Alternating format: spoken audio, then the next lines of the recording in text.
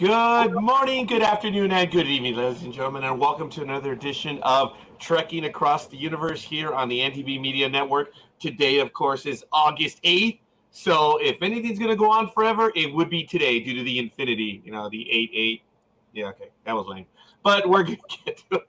Ladies and gentlemen, it's going to be a wonderful evening, of course. I want to welcome all of my we're all guests today, so it's a beautiful evening. That guy over there, he's probably responsible for most of it. That's Michael Day over there. And the second one responsible would be about right over there. That's Admiral. What name are you going by right now? Is it Admiral Ferret? Yeah, I've been going, A long time. Long time. All right, fair enough. You guys all know him as the Ferrets Online. But, ladies and gentlemen, we are blessed today, and we are honored by one of the individuals that we've been able to follow on, I was going to say the singular adventures, but I would think it would be multiple adventures, right? On multiple things. We're going to invite him on right now. Matt Acra. Good evening, Matt. How are you doing? All right. How are you? We're doing real well today. Why don't you tell us a little about yourself and, we can get going and we can have a wonderful conversation about what you do and why you're here and all that. And I'll mumble my way through it less. All right. Well, I'm from Kentucky. I grew up here, went to school here, and started acting here. And I've been in a few features for the Potemkin Pictures, and enjoying having a good time doing it. It's most acting I've ever done, pretty much, and having a good time. So, Matt, I put you on the spot there on that one. We should have gone over, but it's all good. You did a great job. Look, you're with Randy Lander's unit. You're doing quite a bit of stuff, but I understand your level of commitment is beyond the pale, right? If your resume were to be the average resume of someone, you might actually even have 4 resumes, right? For all that you do. Why don't you tell us a little bit about that? For the Star Trek? Sure. I do Starship Webster was the first one. And then I believe the next one was Starship Deimos. And the next one was Caliborn. And the next one after that was Quabelth. It was a Klingon adventure film. And pretty much all the ones that we're working on at the Lexington studio. Have a particular favorite right now? Any favorite? Yeah, of those right now. Well, I don't know. I'm having kind of a good time with. I just started doing the playing a Chiron on for Caliborn, which is pretty cool. Just because the makeup's really cool. But I like all of them. I mean, I like all the Deimos was. I couldn't believe I got asked on with Deimos because that's a really awesome crew there, and I'm having a good time with it for sure. And then the Quabelth is interesting. I've never played a Klingon. I've never played any of these characters before, but Klingon's pretty cool. And you find it challenging playing a different character for each series, and you've done other things in some series. It's you play guest stars with like other aliens, haven't you? Yeah. Oh, in the first Deimos one, I played an alien priest, cult leader. The first time I was in the Deimos, and that was interesting. That was my first try doing a different character with Potemkin Pictures, besides the one I started out with, which was Larkin on Starship Webster. So it was challenging, but I enjoyed it. Randy, it was just me and Randy, working it out, trying to get it right, and he was really helpful. I want to interrupt real quick, ladies and gentlemen. We did start out, forgot to put the announcement. Folks, we do have several people watching us across the network. why don't you let us know who you are and where you hail from? Of course, if you have any questions, write them up in the chat room. You can send them to us directly over Twitter, as you know, on our feeds or not, or just ask them in the chat room. I do want to give a quick shout out. I think several of these people will know the individual who gave us a like already, Mr. Bobby Nash. Thank you, Bobby, for joining us right now and giving us a little bit of love.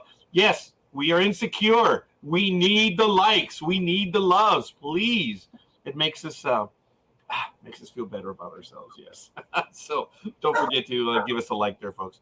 Oh, do we have an alien visitor somewhere, or is it a dog? Oh, I'll move. It's no, you're okay, Admiral. It's just you got family there. Snapples. Of course, it's Snapples. Yeah. The fake pug.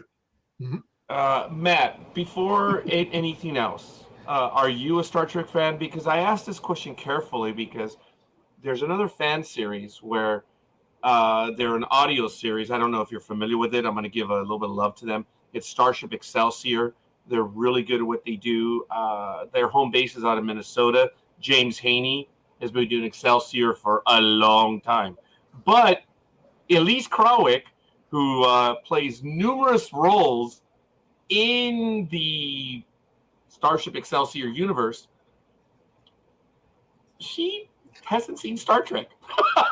And I'm like, wow. So, wow. I'm just kidding. And she's real good at what she does. And I'm probably taking a dig at her right now only because I haven't in a while. But are you a fan, Matt, or no? I haven't heard of that, I don't think. I'd like to listen to that, though, for sure. I could get a link to that. Well, as a matter of fact, I will gladly give one. But, folks, it's an incredible audio drama. But and I'm going to leave it at that. Just it's Starship Excelsior. I'm sure I'll get a link for it in a little bit. Admiral, you're nodding. Have you by chance heard of them? Not Excelsior, no. Okay. Hey, we got Billy Swanson. Thank you, Billy, for the like right there. That's really good stuff. But yes, it's really good stuff, folks. James Haney is a hardcore. He called me a canonista online, so I love him for that. And he's a canonista too. But anyway, a canonista, canon, baby. It's all about canon, okay? So it's about the natural order of things. But anyway, so Matt, how much of a Star Trek fan are you? And if so, which is your favorite? Well, I mean, I've kind of grew up to Star Trek to a certain extent.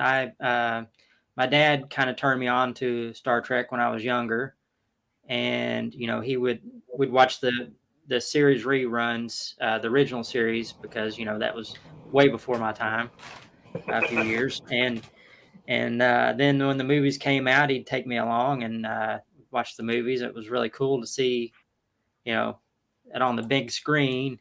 And the story, I really loved the first one there that came out with V'ger, where the Voyager was coming back, trying to communicate with the creator. And I really liked that. I thought that was cool how it tied everything together. Have you seen the new 4D one that they remastered? I'm sorry? Did you see the new one that they remastered for the first one? You talking about just on the original series or the remaster of the movie, the first movie? The movie. The movie. I don't think I've seen the remaster of it. No. You'll love it. Really? Yeah. Yeah, that's the one where they actually gave a little bit of money, right, to the director, and he could actually finish up some of the scenes. Matt, I don't know if you remember, but the running time of the movie, I think it was just short of 2 hours. But ABC, when they played the movie on regular television, for those that don't know what that is, it was turning on a box and putting on the channel 7 in my area. What ABC would do is they would obviously add more commercials and they would extend the movie. And what they did is, okay, so you know about that. But they notoriously or famously, or however you want to say it, they used several unfinished shots. But they notoriously or famously, or however you want to say it. I hear myself in echo. And someone has to close their Facebook page. Okay, there we go. All right. Do you guys remember the scene I'm talking about where Kirk is exiting through the? Yeah, he's got a spacesuit on. And if you look, you can see the rafters in the set construction, and that actually was on television. Well, there was another scene similar. Whatever, they gave him some money, and they completed the version that Frank is talking about, right, Frank? And Nice. It looks pretty good. I understand. It's like all the holes are gone now, right? Yeah, pretty much. Yeah. Nice. I'm not sure which version is available on Paramount Plus, but I'm gonna have to check it out. But I think you have the original movie, sans those extra shots, and then you have the what do they call it? The director's cut. There was a director's cut, yeah. And they added some scenes that they had taken out from the original cut. But these scenes were actually completed. Yes, they were completed, yeah. Okay, fair enough. Well, I talk too much. Matt, which is your favorite series? I like Star Trek. I just really like the original series a whole lot more. Now, I do like the Next Generation. I really love that. And lately, well, before Netflix started taking it off, I started getting a little bit more into Deep Space Nine. But yeah, I guess the original series, really like that more than anything. I don't know. It's just something about it, even though, they were limited, in the late 60s with things. It was the performance, I guess, and some of the fantastical ideas about the alien races and things. Just, I liked it. I just felt it was really better. I'm not going to go ahead and, support the newer programs for or against, but right now there are a lot of people accusing Discovery and Strange New Worlds of being too political or being too, there's some words out there that I'm not going to use. But for those of us that grew up with the original series, gee guys, how many things could we tick off of what Star Trek did, right? When Matt says fantastical, I mean, geez, it was the stories. They were political commentaries. 50% of the episodes minimum. Take a look at the character that Matt is playing on Caliborn. He's a Charon. Yeah. And at that time, and there was only two of them, left. Supposedly, only two left. But yeah, but we're talking about the political. That was a political commentary on what was going on in the world at the time. Yes, and it was disguised as science fiction, so yes. It got past the censors. Because some of us lived through those times. Right? Yeah. Matt, don't worry. You and I are in that. You were probably born after the series, as I've bored many people before. I was born a few months before the original series went off air, and my mother is the one that introduced me to Star Trek, Matt. So when you were talking about your dad, I was nodding. I know you probably couldn't tell us. I was like, it's interesting which one. Actually, I haven't asked my co-host on that, but Matt, that was wonderful. Your dad is the one that brought you into it. I've mentioned that my mama is the one that brought me into it. Right, Michael, and Michael, who brought you into Star Trek? I brought both my parents into Star Trek. Oh, so you were the board that assimilated I was the one. Oh, wow. Well, who got you into Star Trek? You just saw it on TV? I saw it on TV as an ad, and I said, woo, this looks fun. All right. Frank, who got you in? Same person, me. Really? Awesome. Yeah, I was watching a lot of science fiction. My teeth were cut on Robert Heinlein, Arthur C. Clarke, Asimov. So science fiction was up my alley. And when I saw that it came on, space travel. Of course, I have to admit I was watching Time Tunnel also, so I missed the part of the first season of Star Trek, but I caught it all in reruns. Yes, they used to have reruns, folks. Well, yeah, there are still reruns from that time to time, but now it's almost all Netflix or Paramount. It's gone off everything, right? It's only on Paramount Plus, right? All of Star Trek. No, it's on broadcast TV in some areas. Oh, okay. Yeah. The other really cool thing about it is, even though it was on for 3 years, I think it still has more episodes than some of the other ones, because they were making 22 episodes a season. Yeah, well, it was 79 episodes when you consider it. Mm-hmm. Right now the series are doing what, 10 or 12 or 13, depending. Maybe 15, maybe. Yeah, they did 24. Can you imagine 24 to 25 episodes a year regular? The Next Generation did, as Matt, there's a lot of episodes, a total of 170 some. DS9, the same thing. Voyager, it's incredible. These guys were putting on almost half a year's worth of television. Yeah. I know it's 52 weeks, 24, 26 episodes. Yeah, it's about. But you mentioned you're an original series guy and a little bit of Next Generation. Did you see DS9 all the way through, or you were just getting into it? I was just getting into it. I mean, I've seen it, like, it popped on the TV, but then when they put the entire thing on Netflix, I was going to go through from the beginning to the end. Well, guess what? They ripped it off. Yeah, it's all on Paramount. Look, if you follow through on that, you've got a lot of stuff coming as far as DS9. That's probably the most serialized of them all. Well, sans the newer ones, which are just one big story each season. Have you seen the new programs, Matt? The new ones? No. Oh, wow. You talking about the of what? Discovery, Strange New Worlds. I've seen some Discovery. Okay. I never really watched the Enterprise that much. I never watched that much. Picard, I got to see like the first couple episodes. Oh, okay. But I haven't seen a lot. There's a lot of stuff I got to catch up on. You do, Matt. There's quite a bit. So I've asked you these roundabout questions. You kind of hinted about it earlier, and I have to take this question from Frank and both Michael. I know you kind of answered it, but what does Star Trek mean to you, Matt? I mean, you get to play in the playground by actually being a character with the Randy Landers group out there. But what does Star Trek mean to you, Matt? I mean, I guess the next level of human exploration and evolution, and seeing what's out there in the universe and trying to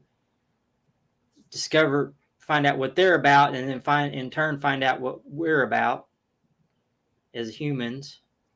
Wow. And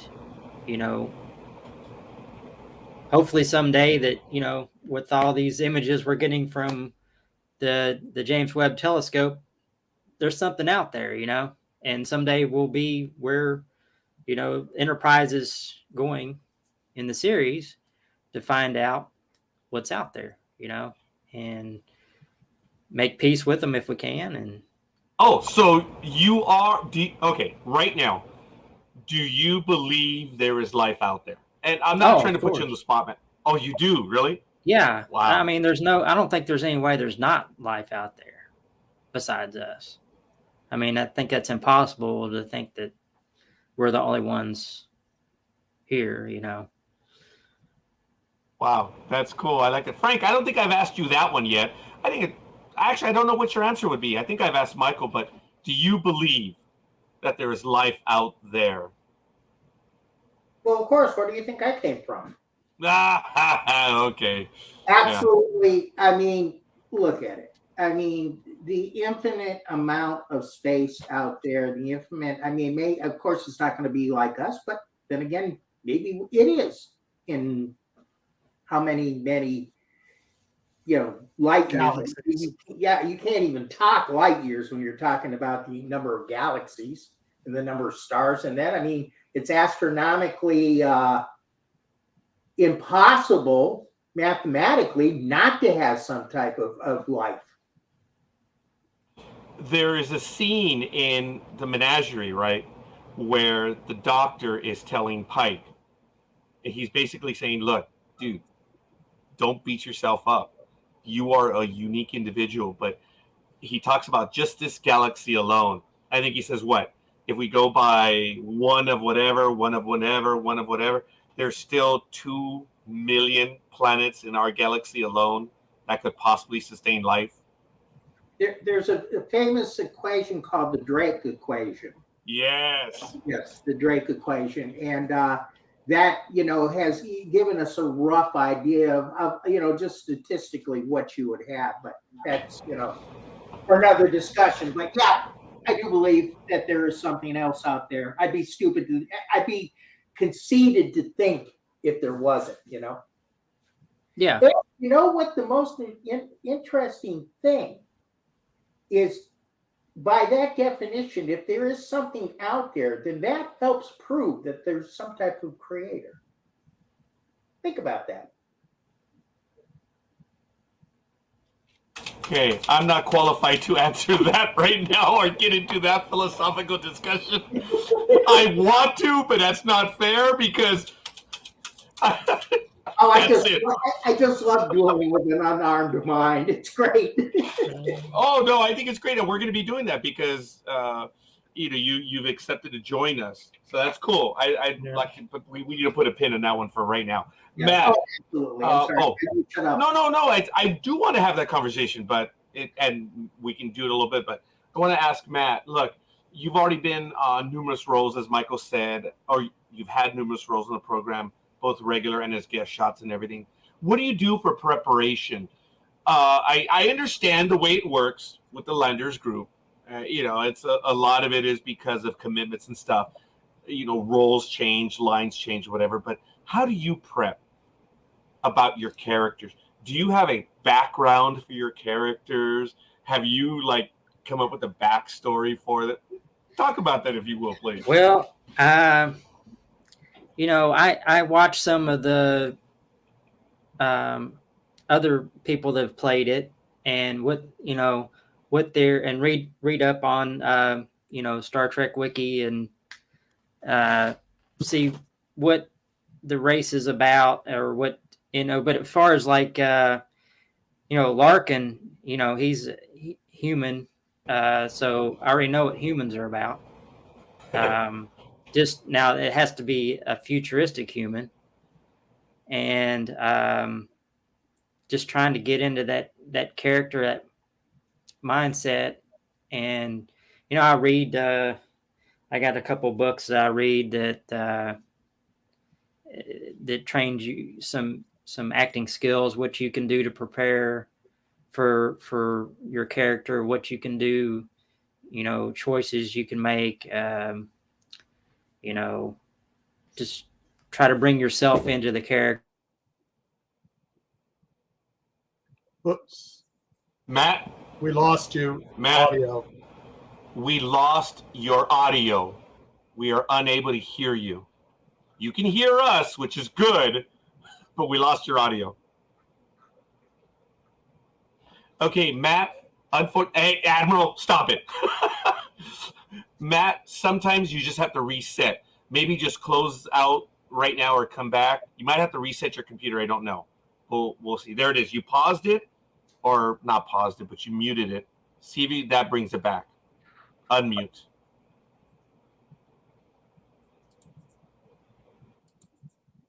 I think I can't unmute him. Yeah, I'm unable to unmute him as well. You may have to just reset, Matt. So close the browser and come back in. Sorry about that. It says your mic was not connected. Oh, your mic is not connected. So that's what it said to me. Okay, we'll do it right now. All right, folks. We thank you, Eddie. Were you able to hear him as well, Eddie, when it cut out? Thank you, because we all lost him. Maybe it was us. Uh-oh. That's weird. Well, hey, there have been some crazy things in Star Trek. Well, yeah. Michael and I call it the NSA are watching us. Yeah, which they usually are. Huh. Matt, Yeah, can you hear me? Oh, yeah, perfect. Okay. Yeah.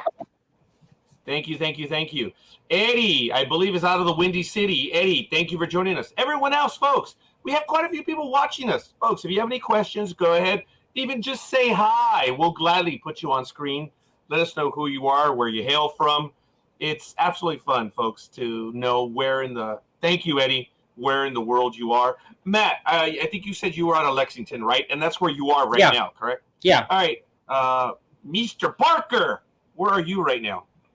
I am in my man cave right now. Uh-huh.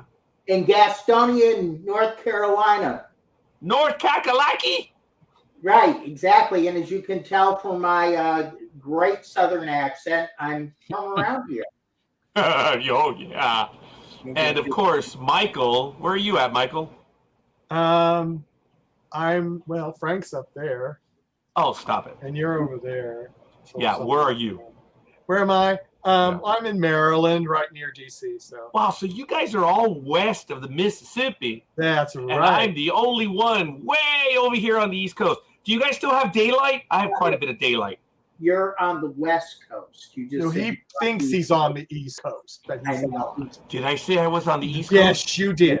Yeah. Ask Matt, because he, doesn't torment you like Frank and I do. Okay, I'm sorry, gentlemen. Look, okay. I think you can tell I'm starting to feel a little bit better. I apologize. I did have something about in the last hour or so which did affect me. So I had to take the good stuff so I could get back in here. Man, I looked at my watch and I was like, oh, God, I'm not going to make it. And, of course, it only takes me about 40 seconds to go from my room out to my office out here. But it is 91 degrees outside. That means it's about 100 degrees in here. Oh. Yeah. So it's cooler today. Stop it. Actually, I would be wearing my uniform right now, but it's just too darn hot. Just wait. All right, Eddie. Yes. Okay. There we go. I took some happy pills because it was really uncomfortable a moment ago. So, okay. Well, you were talking about the East Coast 2 hours ago. You were. Huh? When you told me to call somebody, you were talking about the East Coast. See, he doesn't remember what happened 2 hours ago. Yeah, you're in a bad way. Oh, let it go. Okay. So, Matt, you were talking a little while ago about some of the procedures or methods that you use in your different roles. You mentioned that you read some material. What was it again that you said that you read in preparation for this? Well, I got these 2 books. One's called No Acting, Please, and the other one's called Irreverent Acting. And written by an acting coach, Eric Morris. He's trained a lot of people. I think Jack Nicholson wrote the foreword in one of these books. And he's actually performed, I think he was actually one of the judges in, Eric Morris was a judge in that movie Flashdance. I think that was one. But anyway, yeah, it's really helpful for me to learn. It gives you a process to think about and what you should be considering when you're, what helps you in the room, when you're looking around, like what can help you remember your lines or become the character, or what helps you think, use your own emotions to carry through with the character and thoughts and stuff. So, but that helps, and I've watched a couple videos on. I took a class one class back in college, 30 years ago. Oh wow! But it was helpful. I mean, that was my first. I never did it again for 30 years until I got involved with some local friends of mine that were working in indie films, and some people helped me along, tried to get the process of becoming a character, and then playing tabletop games, where you got to play a character. You can be a strict rules guy, or you can become the character, or both. But I kind of branched out from there and try to pull on the character and be somebody else for a change instead of the same old me, Okay. Go ahead. I'm sorry, Matt. I thought you finished your thought there. I was going to ask, look, are you a hardcore Star Trek fan or not? And the reason why I was going to ask this, I know I asked earlier, was when you're at a stoplight, if you drive and you're up in front and it's about to go green, and the moment it does, you say, let's rock and roll. Have you done that before? I say, here we go. Oh, okay. So, yeah, you do. I will have flashbacks to First Contact every now and then. And when I'm up in front, when I drive my car, the Nissan Versa, I'm like, oh, may fortune favor the bold. But when I'm driving my Maxima, my daughter's car, it's like, that's rock and roll. Let's rock and roll. Yeah, I forgot about that one. But yeah, I mean, I don't know everything about Star Trek. I've seen a lot of Star Trek, enjoyed a lot of it, but there's always somebody that knows more than me, no matter what. So I'm not number one, of course, but I think Randy knows everything about Star Trek, doesn't he? He knows about everything there is about Star Trek. Randy knows a lot. Yes, he does. Yeah. Do you know what is cool? I've learned over the years, Matt, that Star Trek, you are forever catching something new. It's impossible to know everything. How much you know, it's the more you watch, the more you capture. That's how it works. I like that, Eddie. Yes. Look, there's a lot of things. Look, I have a memory that I can remember numbers, moments. I can do verbatim Star Trek 3, The Search for Spock. It's embarrassing, but I can do that. No one else can, but there are people here that can do entire scenes together from others, and it's really kind of neat. I'm sure you remember a lot of your lines, right, Matt? Because you got a chance to live them. Some of them, but I like to. They're not always verbatim, like from the script. Like some I try to do exact, and sometimes I'll remember them after the shoot, and sometimes I toss them away and move on to the next. Like I'll just finally got through all that. Let's move on to the next one. That is cool, and I'm throwing a lot of stuff around, and I'm really taking some time away from Michael and from Frank, who's also with us. I know it's very late on the East Coast, and I can't say anything about someone's bedtime, but Frank, come on, jump on in. I know you're taking one for the team right now. I'm enjoying the discussion as it is. No, and I'm glad. I do have a question for Matt. Is why Sharon? Oh, is that something you just picked out of there? Just thought it was a cool character to play, or was this a Randy idea? What I couldn't hear. What is it? I do apologize. Why did you pick an inhabitant of the Sharon? Oh, I was gonna be a character, and he just told me to pick an alien of some sort or something, and I was just going through all the different ones, and I was like, well, that's cool, and the costuming would be a little simple. The makeup would be kind of simple, white and black and white, but then and it just I don't know, kind of appealed to me, and I liked that episode with the Chiron from the original series, and I don't know, I just thought it'd be a good one. I haven't seen anybody else really do it. No. So I was I laughed and said, that is cool. I like that. So how long does it take them to put that makeup on? Oh, yeah. And we're trying to find an image. I apologize, Matt. I'm now flat out asking Michael if he has an image of Matt in character. That way we let the audience know. Because I'm going through the Potemkin website right now, and of course, last minute, I'm not finding an image. Do we have one by chance? There might be one. It won't be on the web page. Yeah, go to. It'll be in the groups. Yeah, go into Facebook. Okay, I apologize, Matt. Go I'll ahead, go continue. and I'll do it. You just keep going. I'll find it. Oh, just keep going? What are you trying to say? Just keep muttering my mouth right now? Yeah. It's Okay. Go ahead, Frank. Oh, Matt, I'm sorry. I interrupted you. Hey, Matt, by the way, welcome to NDB Media, where I interrupt everyone. Oh yeah, So, Matt, there's always something to learn. Yep. As a kid, you don't pick it.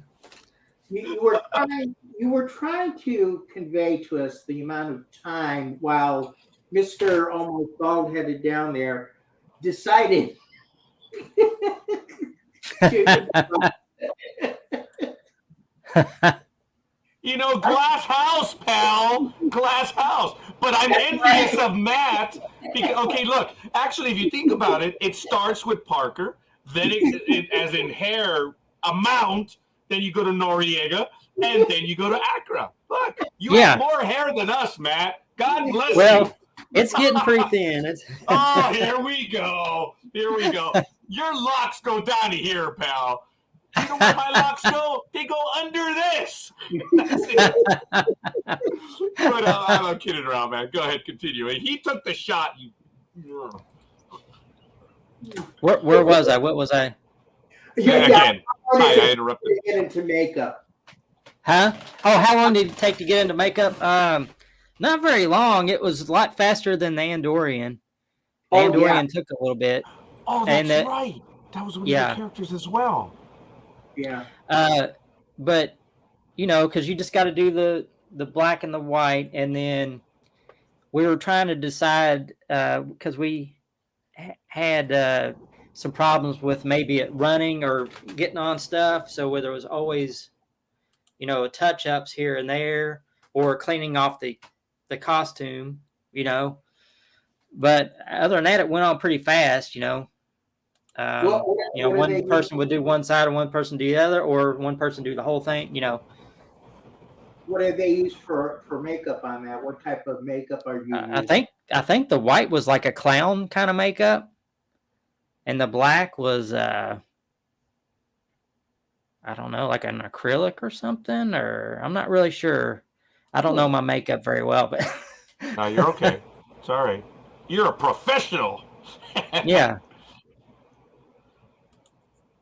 So yeah, hence you do your job. Don't necessarily know all the materials. Sorry. Yeah. And you know, that's a race that you can do a lot with, because you don't know a lot about what, you know, the canon doesn't show you that much, so you can extrapolate on it and come up with some crazy you know, rituals, way of eating, you know, anything like that, because we don't know. Yeah. Oh wow, yes. Oh yeah, there we go. I wonder who's in the trying to middle figure of that out image.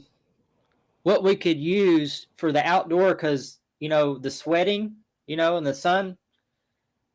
So we had to figure out a way to keep it from doing that.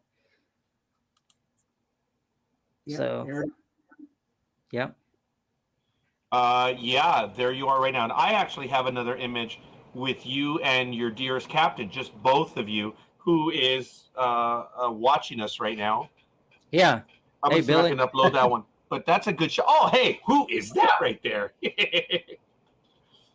And the girl behind me, she helped work on the makeup too. She helped put some of that on. Oh, yeah, I just noticed that you don't have makeup really on your right side, or maybe it's the yeah, I guess maybe it is the way it's coming in on the lighting.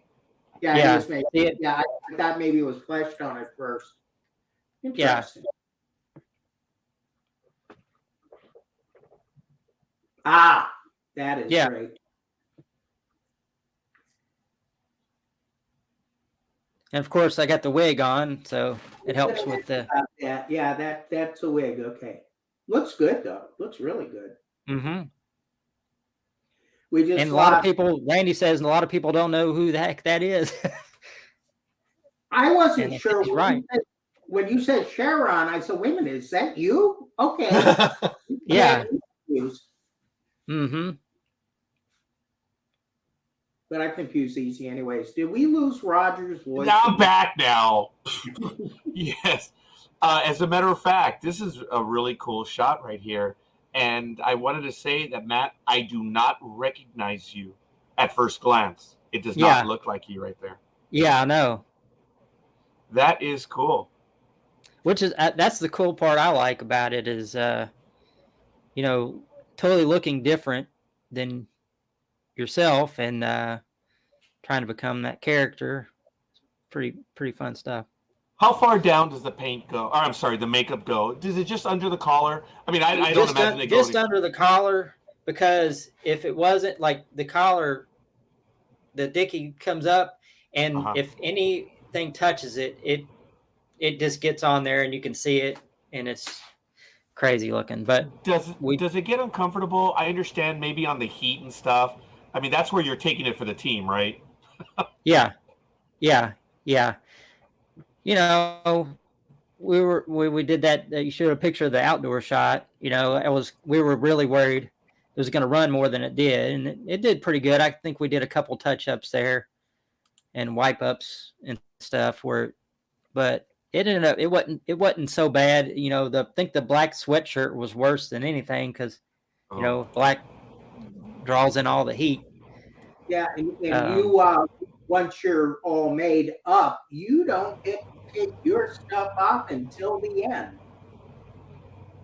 Yeah. Oh yeah. Yeah. You've got to keep it on there, huh? Oh yeah. I mean, I was ready to get it off. You know, by the time I got back, I was, you know, So and it doesn't come off. And like I tell you, like when I do the makeup stuff like that, like I'm at home and people are like, "Are you going to take that makeup off or what?" And I've already scrubbed and tried to take it off. And I go to the store to grab something, and people are like, "What is wrong with that?" You know, but you know, but hey, it's what it is. I don't care. It's all right when you do it during Halloween, but when it's outside of Halloween, just walk into the store. If there's a long line, just get what you need and go. The end is coming. The end is coming. No, it's all just scattered. You can go up there, pay for it, walk out. You know, Matt, it is really cool that you chose that as one of your characters. For us old fogies, we all know that character. Let that be your last battlefield. Obviously, Frank alluded to it, what it was about. You know, the inherent hatred and stupidity of one had it on one side as the other. It was like races. It was so simple, but yet so clear. And the network censors missed it. Oh, nice. Yeah. Okay. There we go. Yeah. Okay. You heard me earlier when I said, "Oh, that's right. You were the Andorian as well." I only knew that because I connected the names. I still don't recognize you, Matt. That is cool, man. You really, really disappear in these roles. You just threw me for a loop. I was at that shoot and I talked to you and I didn't realize that. And Frank, I was at the shoot before when he first started playing it, and I thought he was going to be playing a different character. Yeah. And the Andorian came. I go, "Well, who's that?" And then Randy said, "That's Matt." And I go, "It is not." I remember that. Matt, seriously, looking at that right now, you're on the left in that image. Whoops. No, you're good. You're in the left. Nah, I would kid around and say, as I normally would, "Nah, homie, that ain't you." I can see it now. I can see it definitely now. I mean, but at first glance, I'm like, nah. Yeah. That is cool. You really, dude, I wonder. God. Well, let me see if I can pull up his other. That's cool, Michael. Yeah. Yeoman's work right now, buddy. Thank you. Well, that's what I don't have the ability. Look, it took me 30 minutes to get that one image that I'm proud of uploading, which was this one. And what was funny was when I was muted, when I put the image up, I was like, "Hey, look at you, Studley guys!" And I was going on and on. And then Frank said, "I think we lost Roger." And I'm like, "Oh, damn." I had been speaking for about a minute. I was like, "All right, well, sorry." But these are cool images. This is really good. You know, Matt, it is, as I've said to many people, I envy you. I envy everyone involved, the two gentlemen that are over on the other side as well, because you get to do stuff and you get to do it in the tradition of what Gene Roddenberry started out. Look, Gene Roddenberry, look, he was a storyteller.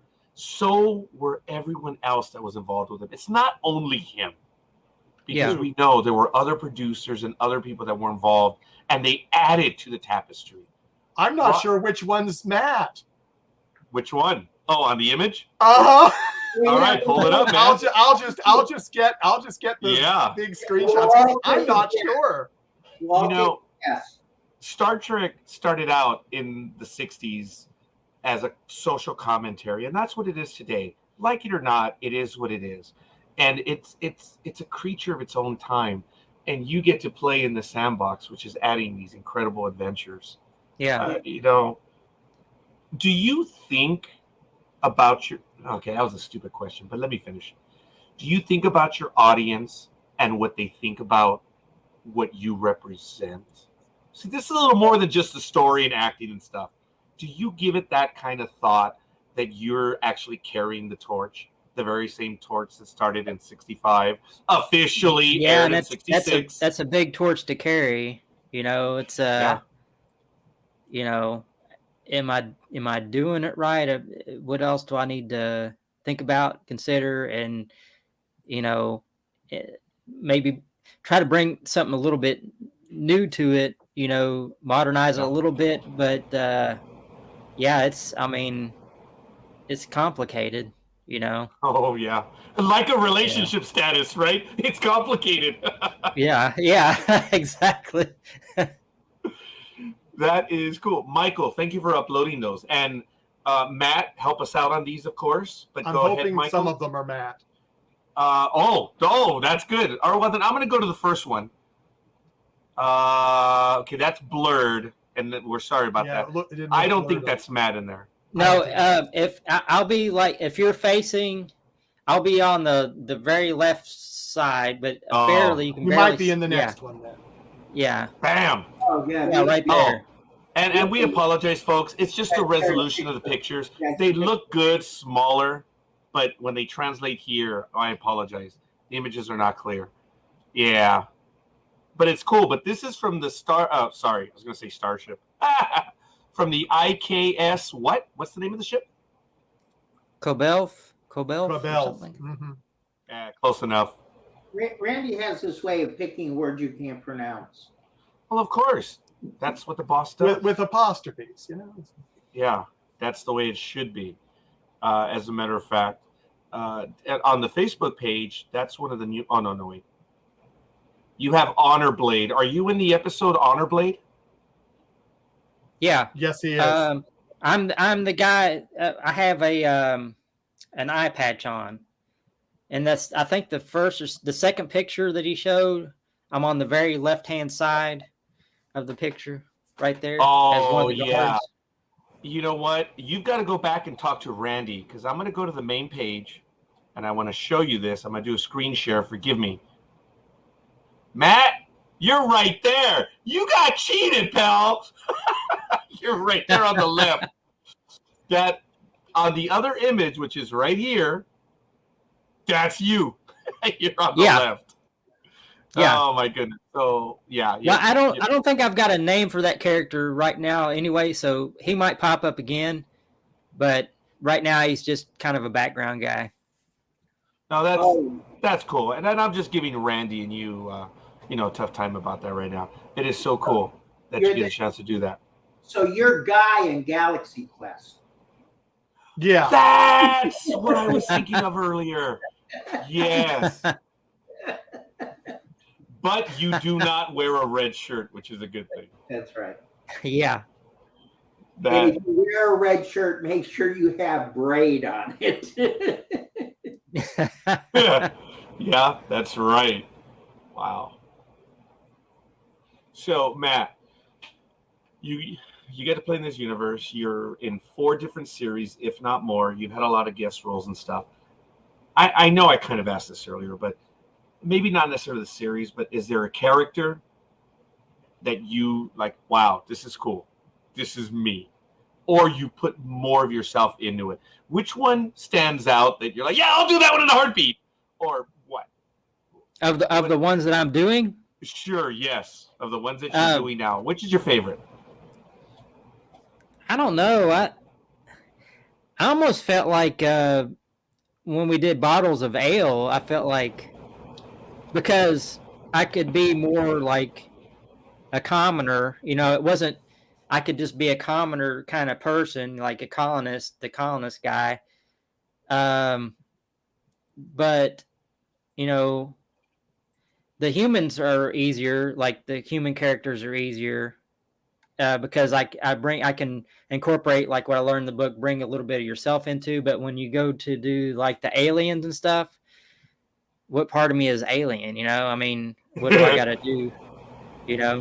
You could just call Frank. But that's what I like too. I like that too because, like, what do I got to do to be the alien guy to make myself different from a regular human being? But so I almost want to jump on the alien creatures more because I get to put the cool makeup on because that's part of me too. Because I like that when I was growing up. I don't really dress up that much anymore during the Halloween season. But I always enjoyed that when I was growing up, just dressing up and, being the scary monster or whatever, or just something different, the costume. So that kind of that's part of me, so I get to do that when we film. In addition to you being a character and characters with Potemkin Pictures, are there any other things that you do? And it's not a dumb question. It's just I understand that a lot of people contribute in many ways. Do you assist in the background in other capacities? Is it something that you wanted to do? Oh, yeah, go ahead. Oh, well, when we first started building the studio, hold on, I've got someone's calling through. When we were building the studio, I helped, whatever he needed me to do, put a screw here, put a screw there, paint here, paint there, stuff like that. I think maybe adjust this light, adjust that light, things like that. I've helped with camera a little bit. Oh, yeah. Maybe listen for audio, and, somebody needs a line repeat. I might have done that, once or twice, but so I've been in the production end of it too. And that's cool, Matt. That is really cool to know. It's not a question that I ask everyone. And wow. And it just follows because of all the stuff that you're doing now. I wonder, well, okay, how much more does he do? That is neat. I did see Frank nodding in the background too of the stuff. It's like the boxes you were checking off, and goes, yeah, we do that, we do that, we do that. Well, I mean, it's like anything else, and Matt knows this, and so does Michael, because Michael's been on set, and of course I'm on set. It's not just, well, we don't want you on set. You'll trip over something, especially the microphones. You keep on cutting them out. However, Michael, he's the one that asked me to come on. Just remember that. Yeah, I know. I shouldn't have done it. But... However, no, Roger, I love you. I'm only kidding. See it through, Frank. See it through. So what I was saying is, so everybody does something on set, and it doesn't necessarily, when you're not acting, you might be getting somebody a bottle of water. You might be sitting there helping somebody with makeup. This is not a SAG production where you can't touch, the props because the prop person will get upset or whatever. It's a family affair, and you're all helping to put the best production you can into the can. Yeah. Everybody steps up and does something, and I just wanted to share right now that you received a call, Matt. That's what I was showing everyone on screen. I had a survey call too. It was kind of funny. Oh, did you? It said survey. I'm like, okay, well, I'm getting a call too. I'm sure it was someone you knew, but I thought it was funny. Yeah, and it says survey on it. I'm like, I don't want to play. I got something else I want to do over here. Well, this one was actually a friend of mine called through, and I told him we were doing this video. I guess he's not watching because he wouldn't have called through. Oh, that was an on-air slam. Way to go, Matt. Wow, that's the way it's done. I did, Frank, I'm not sure if you knew this, but I know Michael does, that people do not call me, but when I'm live, either on our audio or on this, everyone calls me. So I was chuckling, Matt, when you got a call, and you were pretty darn polite about a professional right now. But I am always annoyed that the minute I'm live, everyone starts calling me. So they're not watching either, Matt. Don't feel bad. Yeah. Maybe they just want to hear your phone ring when they call or something. Oh, maybe. Frank? I've got a theory on this. Oh, please, do tell. Okay. So they see you online, okay? They see you online. I'll get that down. Wait a minute. I'm right this time. They see you online, and they go, what's the best way to keep him quiet? I'll call him. Okay, you're a good man, Frank, because I see it the other way. They're like, let's see if we can get Roger to snap on air. Oh, come on, Michael! Come on! Michael just called me. Oh, come on. Michael, do me a favor. We won't do it tonight, but you got to ping me his number. Do you mind if I have your number? Okay, I wasn't expecting it. That wasn't a setup. That was smooth, Michael. That was good. You called me right now. Because I looked down, I'm like, oh, come on. I'm like, oh, you punk. That was good. You know the thing about Michael is he sits there. He sits there. He sits. I muted him. Yeah. He sits there and sits there and sits there, and then he sees. He's like a spider. He just sits in that web, and then and he gets. Oh boy, did I want to stomp that spider right now. Anyway, sorry, got emotional. I'm on hallucinogens right now, so forgive me. Just kidding. No, it's just a little painkiller. It's all right. No, this is good. I'm kidding. I actually do feel a lot better right now, and I do apologize. I was very concerned when I went live, and I'm like, oh my God, what am I doing? Oh man. So this is good. You know what? It's just a dumb situation, but they gave me the good stuff, and as you can tell, I can't stop smiling, so it's working. So it's all right. Nothing wrong with that. Now, when you're not acting, when you're not at Thank you, Mike. Randy's beck and call, Matt, what do you do? I work a lot. Like the rest of us, right? Yeah.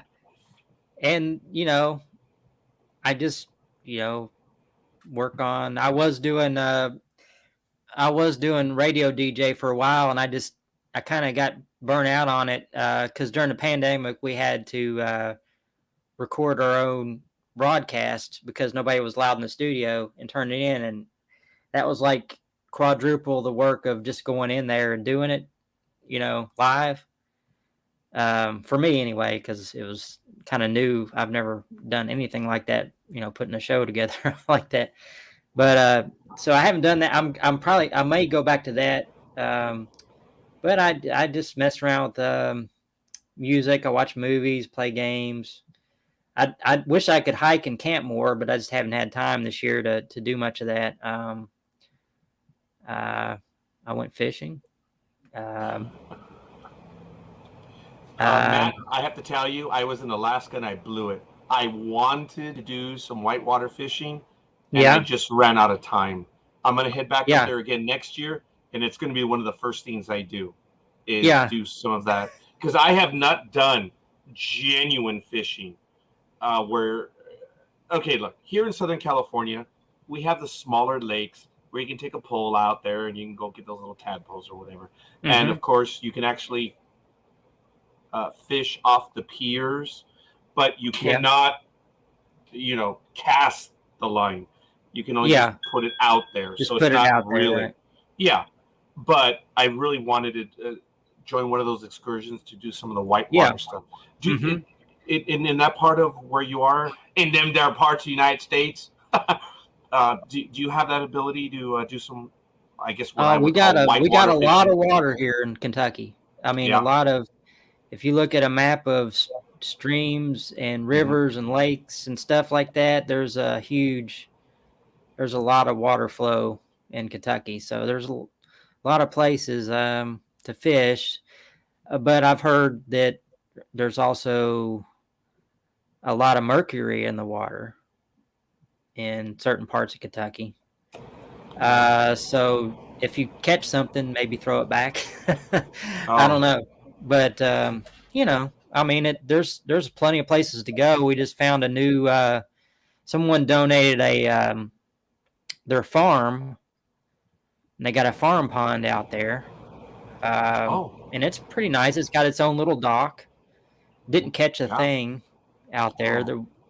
Saw little bitty fish out there. I'm sure there might be something out there bigger, but it was kind of dry. It's been kind of dry, and stagnant, and so it'll probably pick up. I'd say the fishing will probably pick up pretty good there.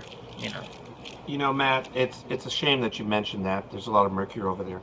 Over here on the West Coast, Los Angeles, San Pedro. San Pedro is a small part of Los Angeles where the port is. And just off Point Fermin, where the lighthouse is, people like to fish in that area, but everyone knows that you can't. Because during World War II, for the war effort, there was a major... actually, no, it might not have been for World War II. It might have been a little bit later. But there's a lot of DDT in the water, as well as mercury. Oh, yeah. So when you said mercury, I was like, so you have the same idiots over there that we have over here? Yeah. That dump stuff into the water? Yeah. That's a shame. Yeah, because we've been told, if you catch it, you shouldn't eat it. But people do, unfortunately. Yeah. What do you go fishing for? If you have a chance. What is your preferred catch? Well, I tell you, I just whatever I can catch, basically, because I'm not a pro fisherman. I'll do it just for something to do. My brother-in-law is really good. My dad's really good at fishing. But if I go fishing, I like to go deep sea fishing. Go out on a boat, enjoy the boat ride, and throw off and catch something big and something different than I'm used to around here. So, but I kind of prefer that more so than just catching a bluegill or a bass around here or catfish. Yeah, I know that is like number one when I go up to Alaska again last year. I went this year. It was phenomenal. Changed my life. It did. And I want to go back up there again. But this time I want to walk on a glacier and imitate Star Trek 6, where they were walking across the glacier. Yeah, oh yeah. Mm-hmm. Thank you. Thank you for the catch. Over here, Frank's like, you idiot. Why the hell do you want to do that? You were talking earlier about being at that red light and, coming, hitting it on when it turned. I used to have this little yellow Camaro, 1968, and there was this tunnel that was under a rotary, those turnabouts, in West Springfield. And every time I entered that, it was a tunnel that went down in the other end, and I played Viper. Oh, yeah. Yes. Battlestar Galactica, right? Oh, yeah. I played Viper coming out of that every time I went through that. Oh, I hear you. Yes, we've done stuff. So I guess going back, look, in my family, I'm well known that if you have to get somewhere quick, you see me. Obviously, we live further apart now, so it's not. But when I was just after a teenager and I was out on my own, when people had to get somewhere quick, they would call me and they say, "Raj, let's go."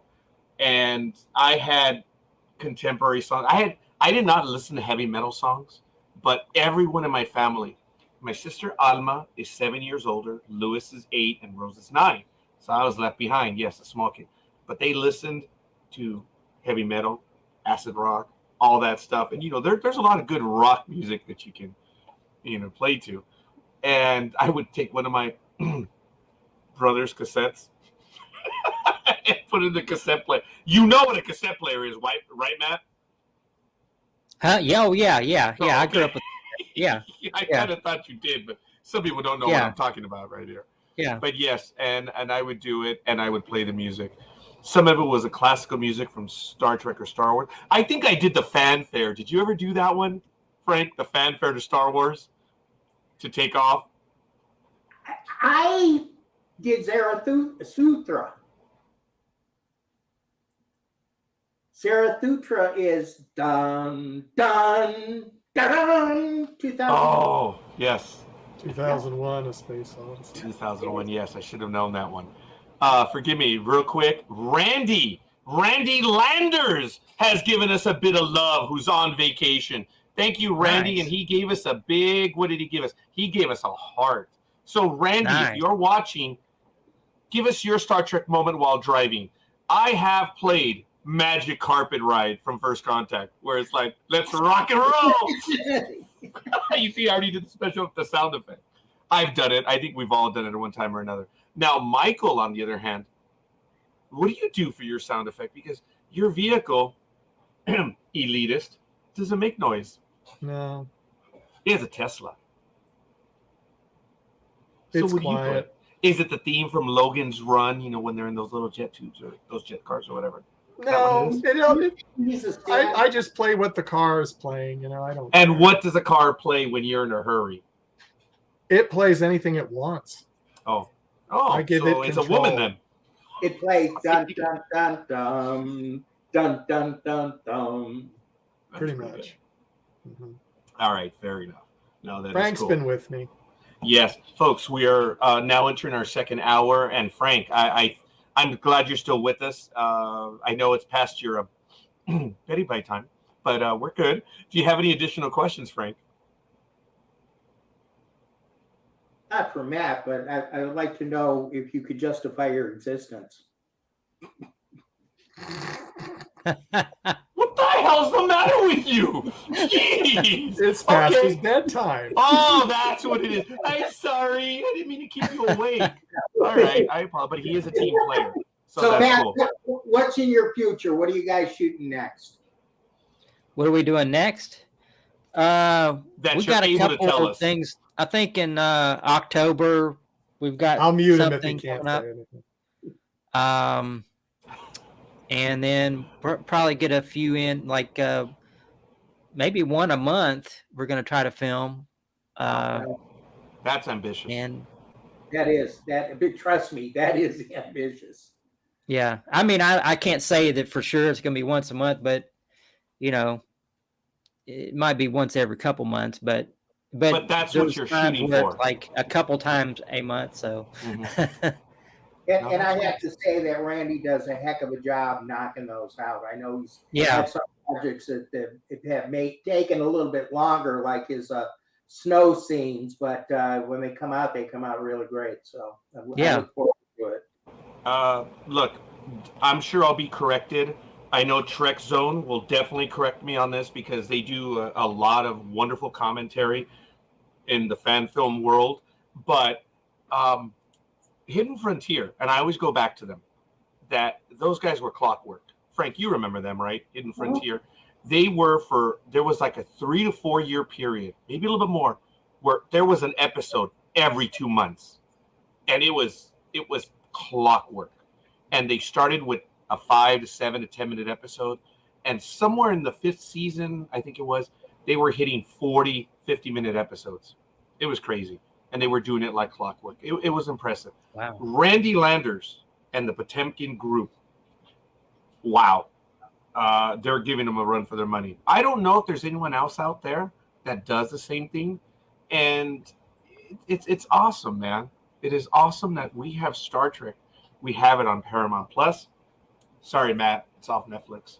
But we have it on Paramount Plus. It's there, and we have it in the fan films.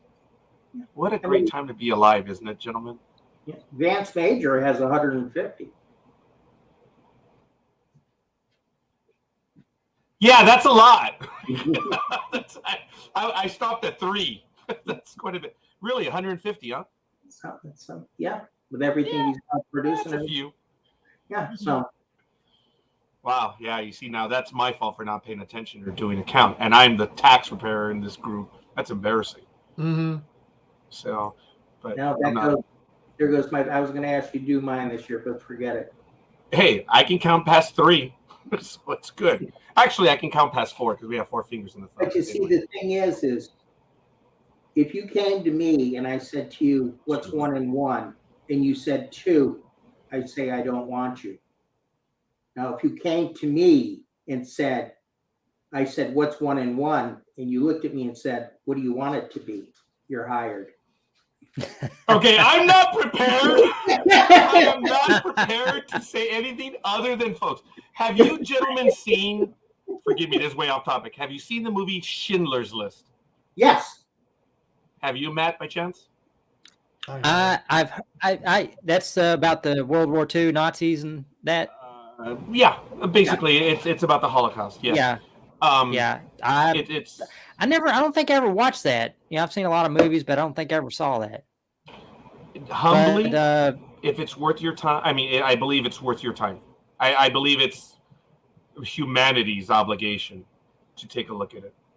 The movie does a decent job looking at history. There's a lot more in there. It's dramatic about one individual, but I believe Frank knows the line I'm going to go to, which is a famous line, which is on my professional website, where Schindler was telling his accountant, my father was fond of saying that you need 3 things in life: a good doctor, a forgiving priest, and a clever accountant.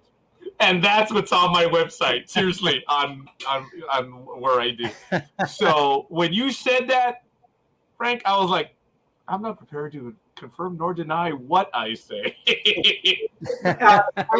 My dad. I got an IRS letter today, of all things, guys, directed at me. My dad was. I lost a pound. My dad was the CPA, so I lived with it all my life. Yeah. No, that's a big deal. Just on a personal note, folks, we all have to do taxes one way or another. The letter that I received from the IRS, it was handwritten. It's from the IRS. It's from I didn't even recognize the address. It was directed to me and my business. It was something that I signed up with the IRS back in September. And they just sent it to me now. That's how far behind they are. So, yeah. It was kind of good news because I have to agree to it now. And I was like, oh, I thought I agreed to it when I did it back in September. Oops. I'll leave it at that. I'm not going to say more. But my heart did stop because I was pulling up to the house, right, guys? And so the post office Was that when you hung up on me? All I can say is maybe, because when I pulled up, the box hangs on the wall right next to the door, and I saw a white envelope, and I'm like, okay, well, that's not my new credit card. They don't come in envelopes that big. As I got closer and closer, I could see the little eagle from the IRS logo. You can see that for 3 blocks when you. Yeah, you can. Sorry. Yes, you can. So when I got closer, and it was handwritten, it said, Roger Noriega doing DBA, Jedi.tax. I'm like, okay, well, this is real. And that's what they told me. So anyway, I just thought it was kind of funny that of all days I get something at the house. But it was actually surprisingly good news. So it means and this is actually a watershed moment. I'm Latin, and I was about to say, and I'm actually legal. Sorry. Don't. None of you. Don't worry. I'm just being stupid. I think we just lost our audience. I'm sorry. Oh, yeah. We just dropped to 0. Yeah, we lost them. Hey. Do you want elegant proof?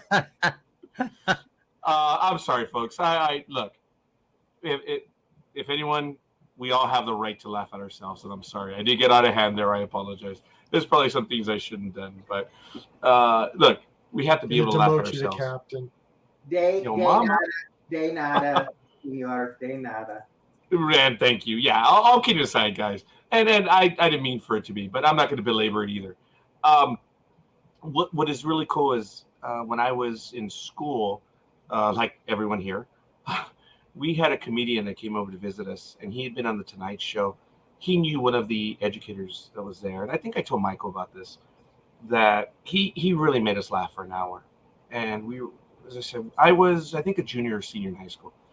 And once he was done with his routine, we all got around, and we were asking him stuff. Sure, fine. He was spending time with us. And he gave us a tiny bit of a lecture, but it was really well done. And he said this: for all you budding comedians out there, before you take shots at anyone, you have to laugh at yourself first. Once you laugh at yourself, all's fair in love and war. And it was really cool when he said that. He says, you got to start with yourself first. Then, now, of course, Roger being Roger, I thought about it for a minute. Well, if I laugh at myself first, I'm never going to stop. So I have to go after everyone else first. That's funny. I appreciate that. That was my take on it, but I loved what he said. And I imagine that all the stuff that you guys do, the hard work that you do, I mean, you know, some of that actually does creep into it. You have to love what you're doing, and you have to laugh at yourself in a good way. Not making fun of yourself, but laugh at yourself because of what you're a part of. And this actually goes to all three of you. You guys are making memories. Earlier, I commented about being at a stop sign. And what is the moment that you relive from Star Trek? You know that there are people that are reliving stuff that you guys have done. That is cool, man. That is neat. Your phrases, your actions are replicated by other people. Take it for how it is, but I am a fan. I have the privilege of being able to spend time with all three of you and with everyone else. And for me, I'm a little kid in a candy store. I am envious of all of you, of what you guys get to do. It's awesome. It's really, really awesome. It looks like you guys are having a lot of fun. Matt, you're either committed or you're having a good time. Actually, a little bit of both. I'm having a great time. Yeah. I bet. You know, and getting caught up with more sci-fi people because, you know, apart from my dad, you know, there's not a lot of people. You know, I got a couple buddies that are, you know, into sci-fi, but a lot of people, they're more drama people or horror flick people. Or sports but this is, Or sports people. Yeah, or sports people, right? Yeah. And just getting caught up with the crew on that, you know, and you know, it you get to use that part of your brain, you know, and that part of enjoyment, you know, it's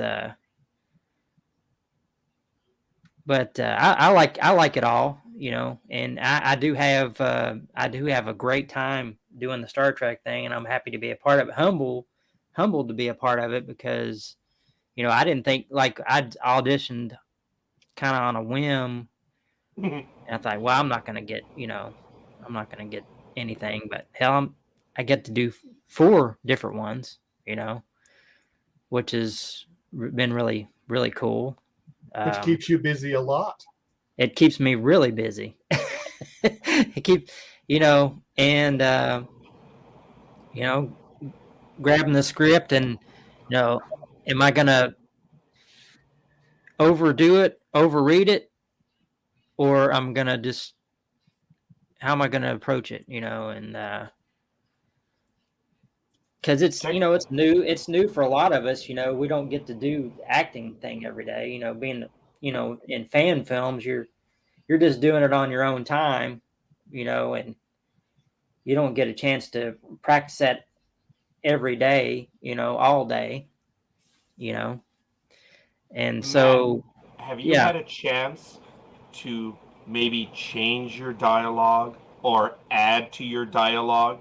Have you had that, or maybe, you know, change the blocking? I know you're limited on the set, so there's only so much you can do as far as blocking goes, but have you had that chance to contribute in that way as well, where you get some of the dialogue changes? Yeah, I've had to. There's wow. a couple things that I get tongue-tied with on certain, things, and I can't spit it out that way. So we try to kind of change it up to where it's easier to say, and or it's more natural a way of saying things for me to still get the same message across, in the same way. And then we had to change. I think. Well, I can't tell you what it was, but there was something we had to change because it just didn't make sense for the scene, so we had to change it. But that one's still going to come out. So. Well, maybe once the episode is out, we'll be able to talk about those point of views. I've been trying to get Randy, and I think he's finally going to allow it. I've been begging, asking him for a while, and now I'm going to ask Frank as well. That I think it's kind of cool to go back and do what the DVDs used to do, where they have the audio commentary. Yeah. So you're cool. Watching the episode, and you have producer. I think Star Wars it was crazy. Star Wars on the prequels, they had the director and the producer. And then on another one, they had like the special effects people and those on another commentary. And then you had the thespians on another one, which is really kind of neat. So you had like multiple tracks and you kind of learned a lot. Frank, I know what you do on your channel where you do the critiques, which is really cool. But if you're down, I would love to do a commentary. And it would be cool if we do it live, do the episodes and have several people on and do the commentaries. Those would be neat. But I'm just throwing it out there.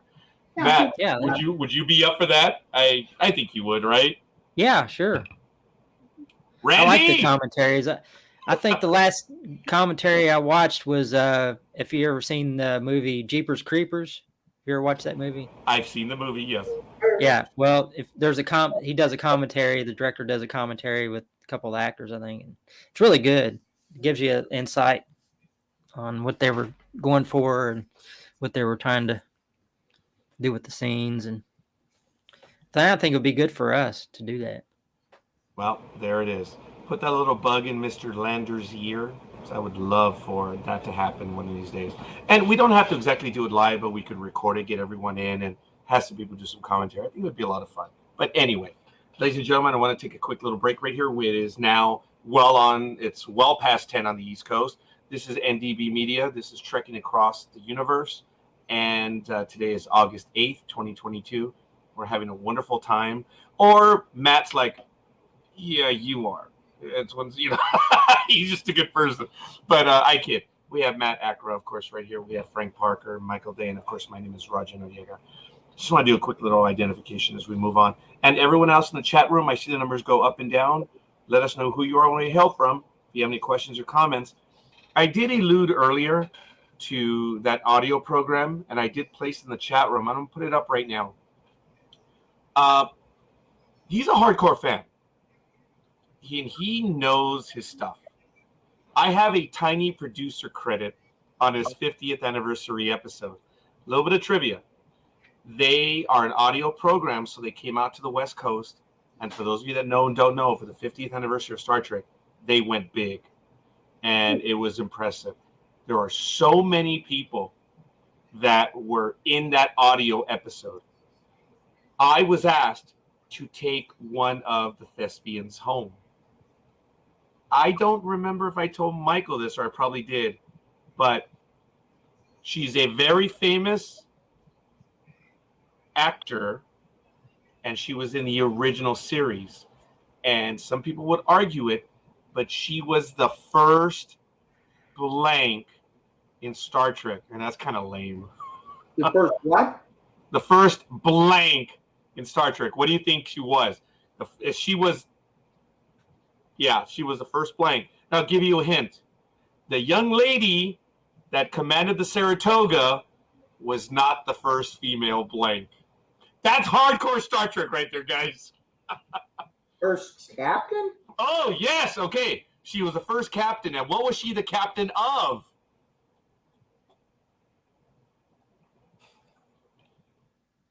was the Romulan commander. Oh, yeah, okay, yeah. So everybody's thinking Starship, and you're thinking, And you're Yes. thinking Romulans. right? I have a picture that I took with Joanne Linville, who just recently passed away.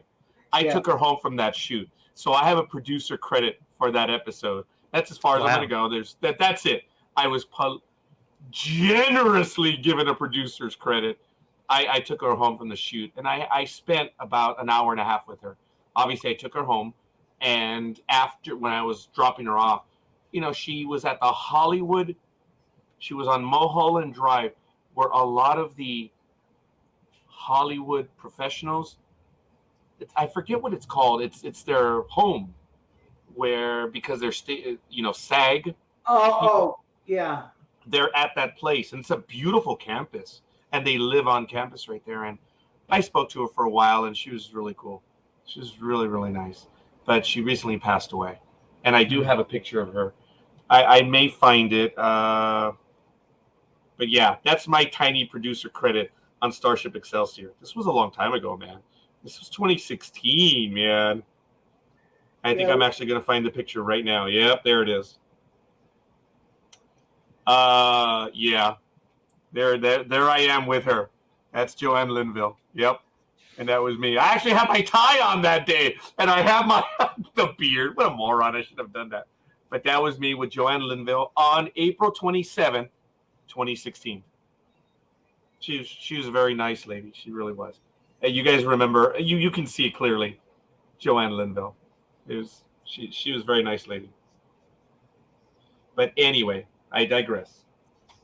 So, who's the most famous person you've met, Matt? I want to say David Carradine was one of them. Oh wow, really? Yeah, we had what was called the Midwest Music and Film Entertainment. What was it? I can't remember. In Lexington years ago, when I first started getting involved in like the indie film stuff, they had a friend of mine, his family pretty much put it all together. Well, it was going to happen, and they were the Lexington unit that had organized it for Lexington. And he was one of the guests, and he was really nice. He also played music, right? He had his own band. He was actor, he was in Kung Fu and all that. He was an actor, famous actor, Kill Bill and all that, right? But he also had his band. So he brought I think it was him and his wife and some other people. And they played a little concert there I think it was at what was it? The Phoenix or something downtown. But anyway, he signed us an autograph, and we kind of hung out in the lobby of the Hyatt there with some people and had a couple drinks and was talking. And he was a really nice guy, he was. Wow, yeah. And him, I think, let's see, there's another guy. I'm trying to think of someone else. As far as down there, as far as the music end, I met Eddie Kramer. He's an engineer, sound engineer for, like, I think he did Zeppelin and Hendrix, and oh wow, yeah, he was pretty cool. And I bet, man, that's some music to be a part of. yeah, and yeah, and then the Comic Cons, when they come around, I've met a few people. I think I got this last time I met Billy Zane. He was really, really friendly guy. Really, he's hugely talented. He played the superhero in that one-shot movie, and of course, Billy Zane is in one of the bigger movies of 1997. Man, what was that ship? I forget that Titanic. Oh yeah, there it is. That one. Yes, Titanic. Yeah. Wow. Billy Zane. Gee, that's neat. Yep. And I know I'm forgetting some people, but yeah, there's quite a few. Who all of you all met? Well, these guys have met quite a few. I'm not trying to be a jerk right now, but Yeah. through this tiny network, NDB Media, I've been Yeah. fortunate to interview, oh my goodness, an incredible amount of people. I've met them in person. You know, I interviewed along with Cliff Zier, Pepper Pear Davis. For those of you that know the movie A League of Their Own, about the women. Go ahead. Yeah. And we may have lost the mic. Did you lose the mic again? I had someone knock. Oh, there it is. No, it's all. I think everyone's knocking right now. Pepper Pear Davis. She was the Gina Davis character in A League of Their Own. She was playing Pepper Pear Davis. She was already in her 90s when we interviewed her, and she was a blast. I interviewed now deceased Lieutenant Commander Richard A. Searfoss. He was in the Captain America movies as a consultant, and he was an American astronaut, mission commander, and shuttle pilot in the shuttle program. And we interviewed him on July 20th, 2009, on the 50th anniversary of the moon landing. Wow. That's awesome. That's just, there are so many. I never met him in person. Richard Hatch. Mm-hmm. A beautiful person. Wow. John Billingsley, another beautiful person. I met them in Richard Hatch has been on or was on our program 4 times. And Richard. John Billingsley has been on 3 times. And Richard. We're trying to negotiate. Yes. I've told this story, and forgive me. We were actually friends on Facebook. He deemed me worthy to be his friend. And I'll leave it at this. When my youngest daughter was very ill, and she coded 3 times over the 21 days that she was in emergency. She was 16 days in the emergency room in intensive care. But every day I posted something, and to everyone that is in my Facebook universe, every day I posted a picture. I never posted a picture of her because I thought it was a violation. She is 16 years old. I didn't want to put a picture of her in the hospital in public. But I always put images of, abstract images. And every day, everyone commented, shared their thoughts. And every day I shared them with her when she was lucid. And I know it helped her get through it. And Richard Hatch, someone who I just barely met and knew, commented on my Facebook page. And he said, look, I know something is going on. I don't know the whole story. But this is a time that families come together. And you need to be strong, as everyone needs to be strong. And he went on to say some other stuff that it just... Wow. Yeah, I'm about to lose it because I remember what he put on there. Yeah. He didn't have to do that. Right. He did. Took his time out to do it, And it was inspiring. Down to earth, It was loving. He took the time to spend it with someone who was basically a fan. Yes, I'd interviewed him. Yes, I'd met him. And everyone knows the story about what happened when I met him the first time, which is funny. And did he beat you at thumb wrestling? No, but he, I'll bore you guys with that story another day. But he had a great memory, and he remembered our encounter. And he was at Carolinas 4 or 5 different times. He always remembered me every year. Oh my God, yes. Yeah, he's great. He was real, folks. Mm-hmm. He was. He was real. And I think you all know what I mean. So I'm sorry. I've experienced, and there are many others. It's a disservice for me to, I can't. These people are people that I watch on television, watch on the internet. I read about them, and they've spent time with us. They didn't spend time with me. I've always seen this channel as them spending time with us.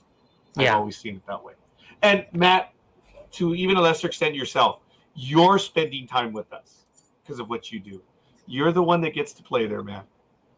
and I think it's really awesome. But I'm sorry, Richard Hatch, when he passed away, that one sucked. That one sucked. Yeah. That sucked. The other one who's always there, Please, Frank. Yeah. is Bill Blair.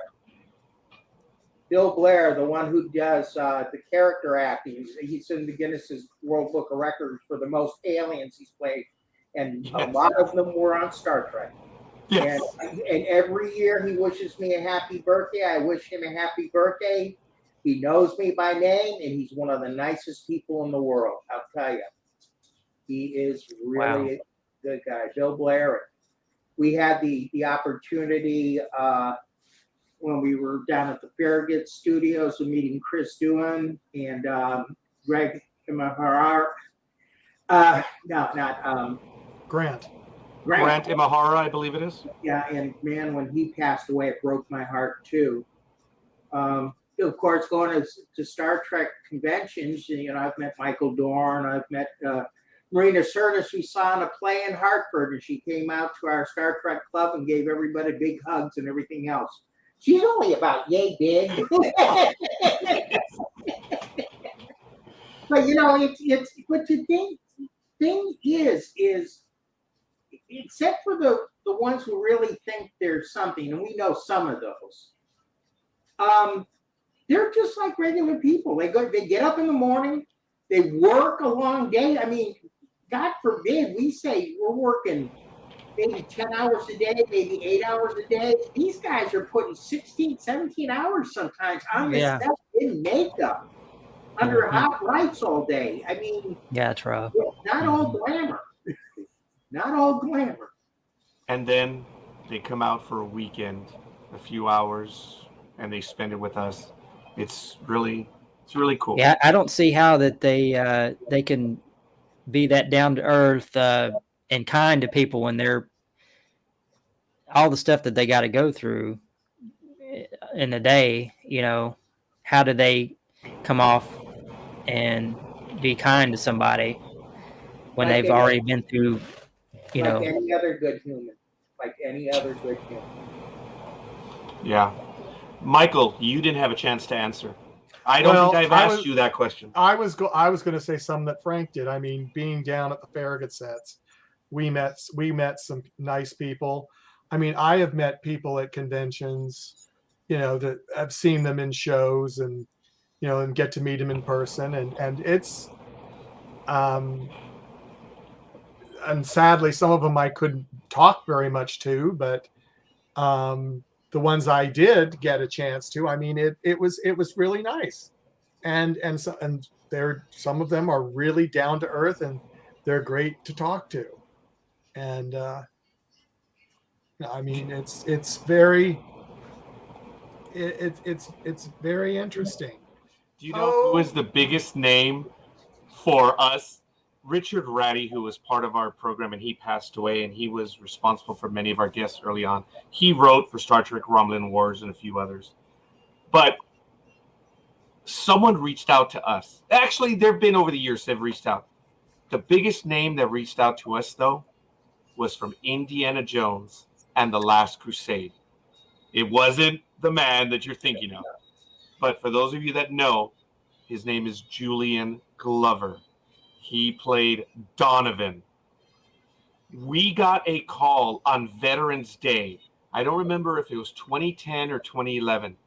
Richard called me, says, Roger, is there no way we can do an episode today? I'm like, oh, it's only Veterans Day. Why, Richard? What's going on? Julian Glover wants to do our program at 5 p.m. his time. Julian Glover? Wait. He's like, yes. He's filming. He's going to be in between like a Broadway show, but over there. And he wants to do our program. So he's going to be in his makeup chair with this phone. Oh, my God. His people contacted us saying they want to do our program. Wow. And we have that episode. It's on our Blog Talk Radio page, blogtalkradio.com/NDB Media. I'll find it. I'll put the link up. That's the biggest name that reached out to us. And you guys know who it is. Look, here's a picture. And you guys have to know who I'm talking about. It's Julian Glover. and he was in Game of Thrones. There he is. You know who that is.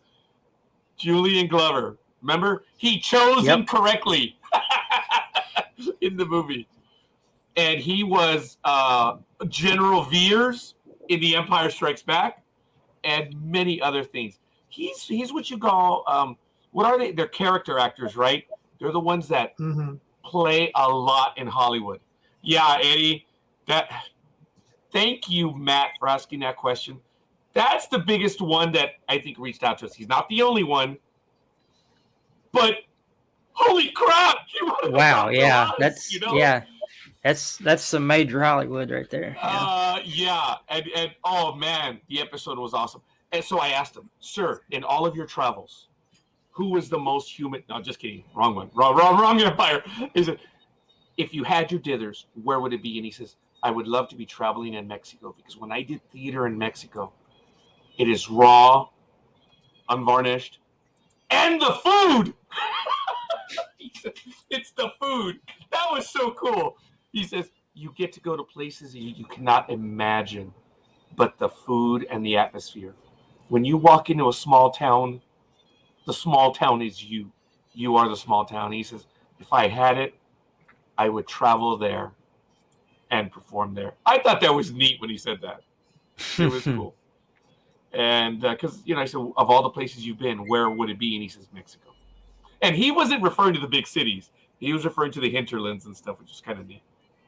But anyway, I'm sorry. Sorry, folks. There have been a few we've interviewed. Sorry. Anyway, cool. That is really cool. And I thank you. I don't share that story all that often. But I'm glad you did. I had no idea. I've had some incredible conversations, folks. And it's there. All of the episodes are there on our audio, which Michael is putting together at ndbmedia.net. It's there, folks. And you can get the link and find the episodes. I'm going to put the link to that episode I'm talking right now. So I'm going to get lost for a moment. Michael or Frank, please take over for the next few moments. I'm going to let Michael take over for a second. Yeah, well, don't you need to get some sleep, Franks? Because you've got lovely work in the morning. But yeah, I suppose that is probably true. I would say you should probably go. But thank you very much for joining us, Frank. I've been kicked off of the it wasn't me. I know, but Michael knows. I know. I'll hear about it later. So. What, from Donna? Well, she's in the chat room, yeah. Oh, November 10th, 2009. Oh, I got the episode. That was quick. Well, I will say my adieus, Matt. It was good seeing you again. Yeah, good to see you again. I love your episodes. I've watched some of them on YouTube. Oh, thank you very much. I appreciate really it. Awesome. Yeah. Yeah. Take it easy, Frank. Take care, Michael. And Admiral,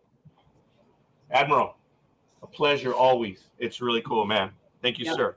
I just put the link in the chat room, folks, and I'm also going to put it online. Before you go, Frank, I'm going to give you the link just in case in the private chat, so you can copy and paste it, Matt, if you like. The episode, it was 12 years ago. Wow. Oh, I got it. Yeah, so you guys can copy it and you can listen to it. It's there. I'm going to put it on the page. That's the link. If you see it right there. I mean, wow.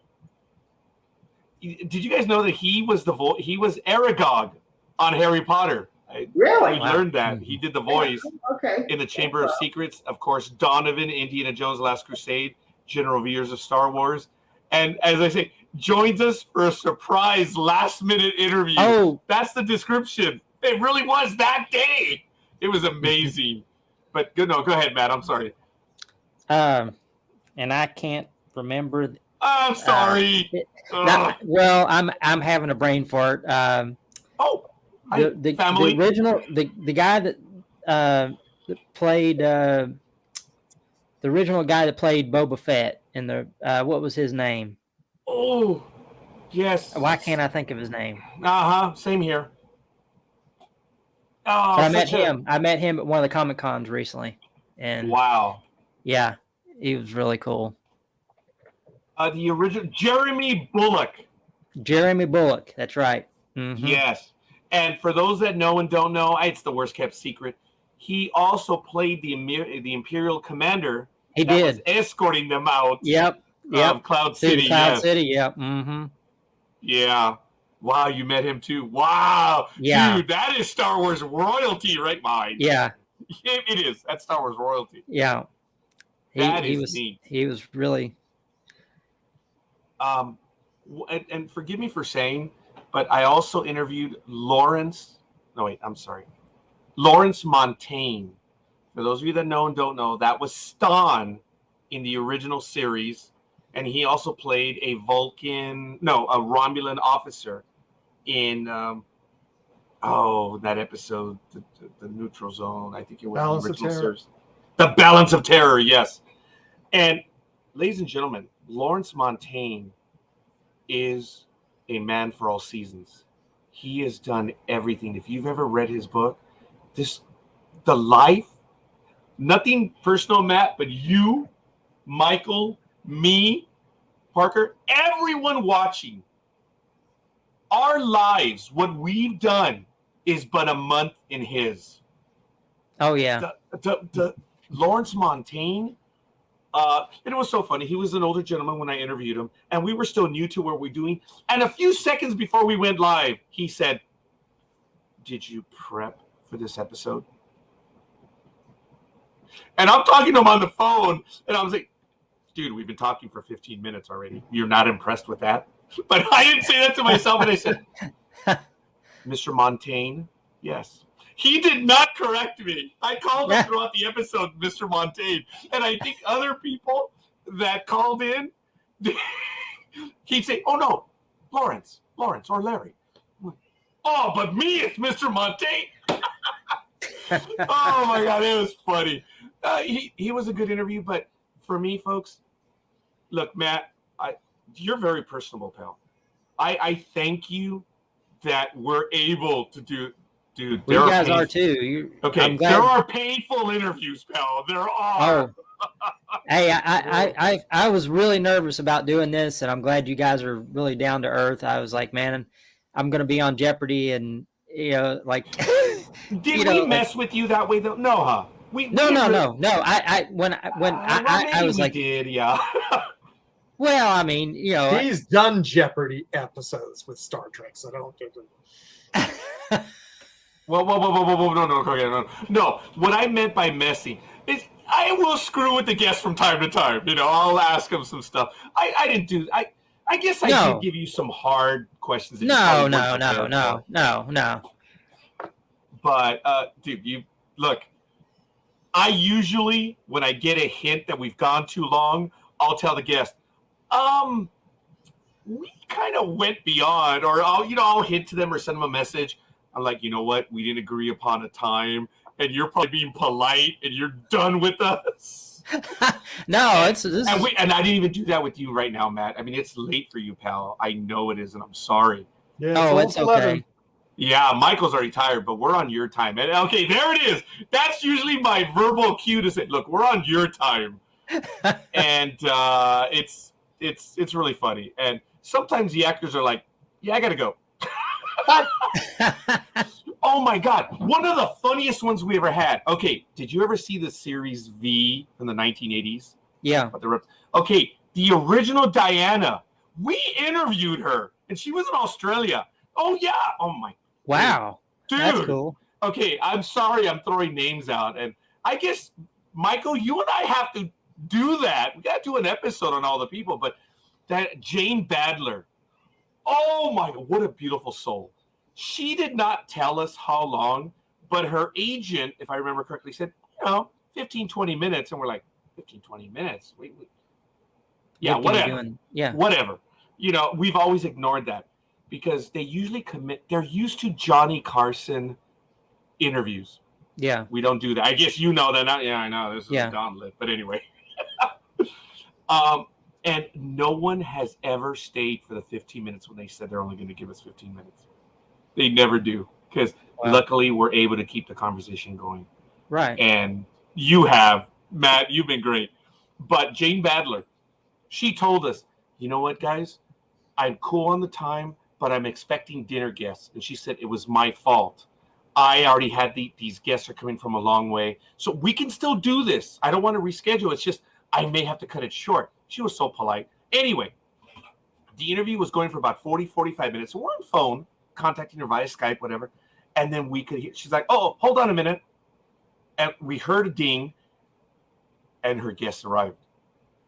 So we chuckled amongst ourselves, like, okay, it's over. She came back, and she says, oh, and to answer your question, so she made them wait. And you can hear it. I'm not sure if it was my co-host or I said, have your guests arrived? Yes. And then she continued with the interview. It's hilarious. Okay, that was cool, man. And it didn't go that much longer, but it went about another 15 minutes. We went like an hour. Wow. And she was awesome.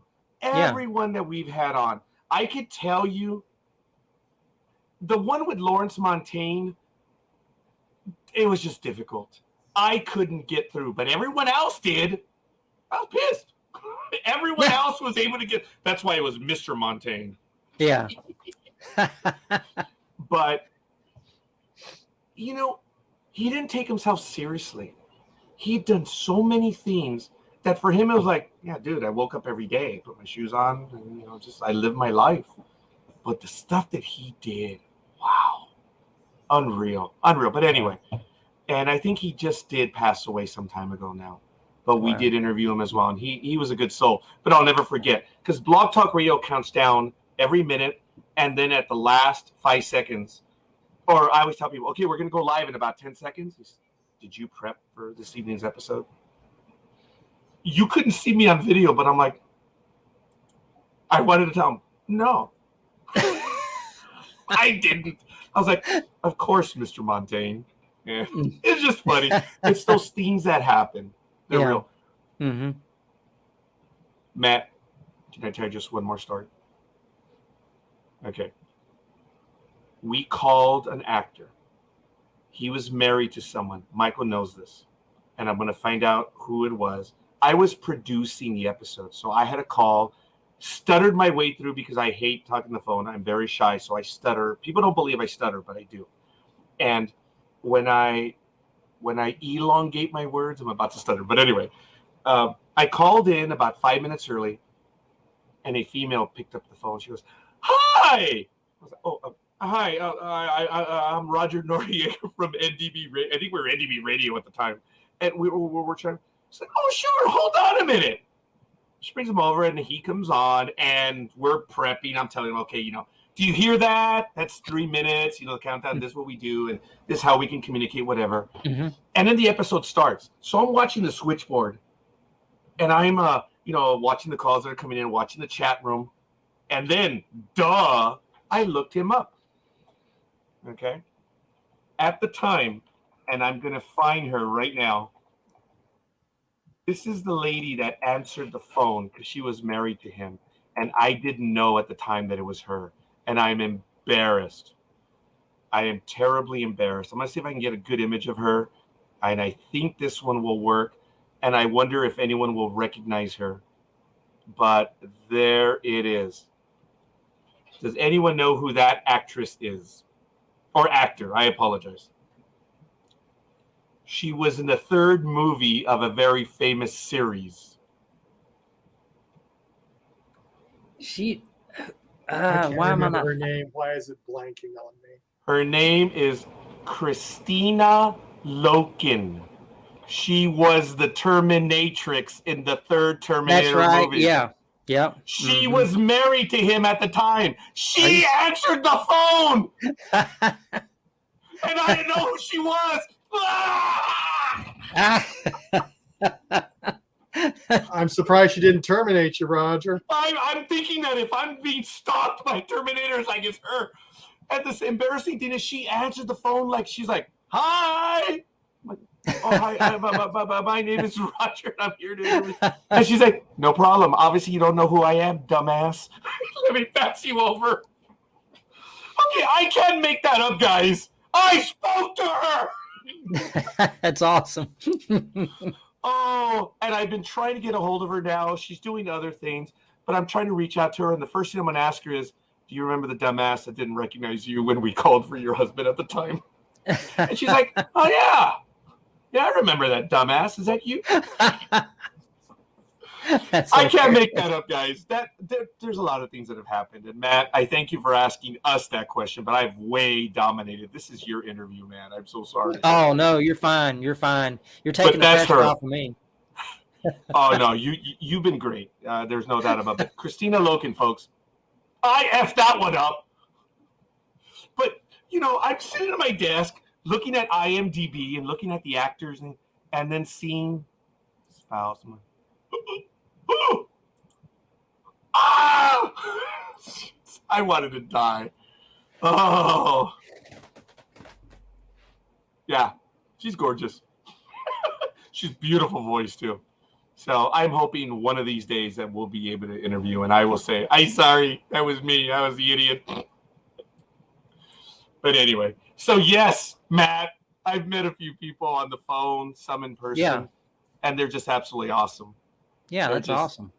Yeah. And back then on Blog Talk Radio, often we had to call them on their home, at home or on their cell phones, whatever. So, yes, I did have their phone numbers. I probably still do for every one of them. But, and I got hit up so much because they wanted to reach out to them and, hey, can I have their contact? I'm like, oh, bullshit, we did it. You go do it. And, we interviewed Barbara Bain from Space 1999. Oh, really? Dr. Helena Russell, on a Saturday. Yeah, the blonde lady, Yeah, she was cool too. But anyway, I'm sorry. Oh. Michael, how you doing over there? You're tired, buddy. I'm not going to tell you what I'm doing. He's actually confirming a guest right now. Oh, he's trying to contact Christina Loken. He's actually trying to contact Christina Loken. Oh, dude. Wow. Matt, I'm telling you now, if we get Christina Loken, you're riding shotgun with us. Fair enough? Oh, cool. That'd be cool. Have your questions ready to go. Because I would ask her, hey, so when you were sitting in the car and you weren't trying to impress the cop, remember when she played it? Sorry. I'm like, did they use a lot of air or were you just holding your breath in? Actually, she probably reached to the camera and hit me on that one, but she was. Oh, I still regret that one, Matt. I spoke to the Terminatrix. I forgot to mention. I got to have lunch with Jeffrey Reddick one time. Really? Yeah. Wow. At that music and film conference. He's a friend of a friend, and he's really cool. So that is cool, dude. He's got a few credits to his name, doesn't he? Yeah. Writer. Final Destination. I was gonna say, scared us in a movie or two. Yeah. Mm-hmm. Wow, that must have been entertaining. And I am older than him by about, July. That's 7, April. I'm 3 months older than he is. Ha. Yeah, but he's done a lot more than I have. No, that is cool. Jeffrey Reddick, he's done a few things. Folks need to look him up on IMDb. That must have been an entertaining lunch, man. Yeah, he's totally down to earth. Really, truly down to earth. Yeah. Most of them are. Mm-hmm. They really are. And when we were able to interview them via phone and then now later via video, it's really something where, just ask them the questions, let them answer. And they have a lot to say. You remember Marcus from the New V? He played Anna's assistant. He was always standing with his hands in a, like the V-shaped thing. His character was Marcus. Well, we interviewed him. I was telling Michael that I did my research, but I lost my notes right before the episode. So I had his IMDb, and I just, did this. So what did you do here? It was like the first one listed. And remember, we're on the phone. He pauses, and he's like, oh, so that's where we're going then, Roger? okay, no problem. I played a transsexual bartender in some. I was like, oh my God, what a score! It was so funny, but he's like, oh, so that's where we're going to start now, Roger. He told me that. That's hilarious. Oh my God, and it was great. He was a lot of fun, but we got out of hand. A few swear words were said, and ABC got mad at us because V, the new incarnation of V, was on. And, right. Dang. Okay, I say that now. Back then, we're like, ABC knows who we are. That was funny. Back then, we were like, oh, wow, and we got in trouble with them. Wow. Long time ago. Nowadays, we're like, who cares? A few things. But I promise you, Matt, we get Christina Loken, you're in. So you got to start prepping because this guy has been very good at getting people. Yeah. So there it is, folks. Got to do some studying now. Yes, Christina Loken. And everyone and anyone else that would want to join us for that interview, you just have to let us know. We'll bring you on like we used to. Because another thing that we used to do, Matt, and which was so cool, is that we had people that were able to call in. And we took every caller. Because as I said then, as I say it now, it's not my program. It's not my guest. We're all in this together, which is really kind of cool. And so many people called in. I had a girl scream on the phone for Dean Devlin. You know him, the writer-director of Independence Day. He was on with us. And we had so many people in the queue that I went back because I would give everyone 2 questions. And then, we had a pause, and I said, hey, I'm going to go back because a lot of people were on hold for like an hour. So I went back to him, and I forget the girl's name. It's on the audio. You can hear it. I said, hi, caller from so-and-so. Did you want...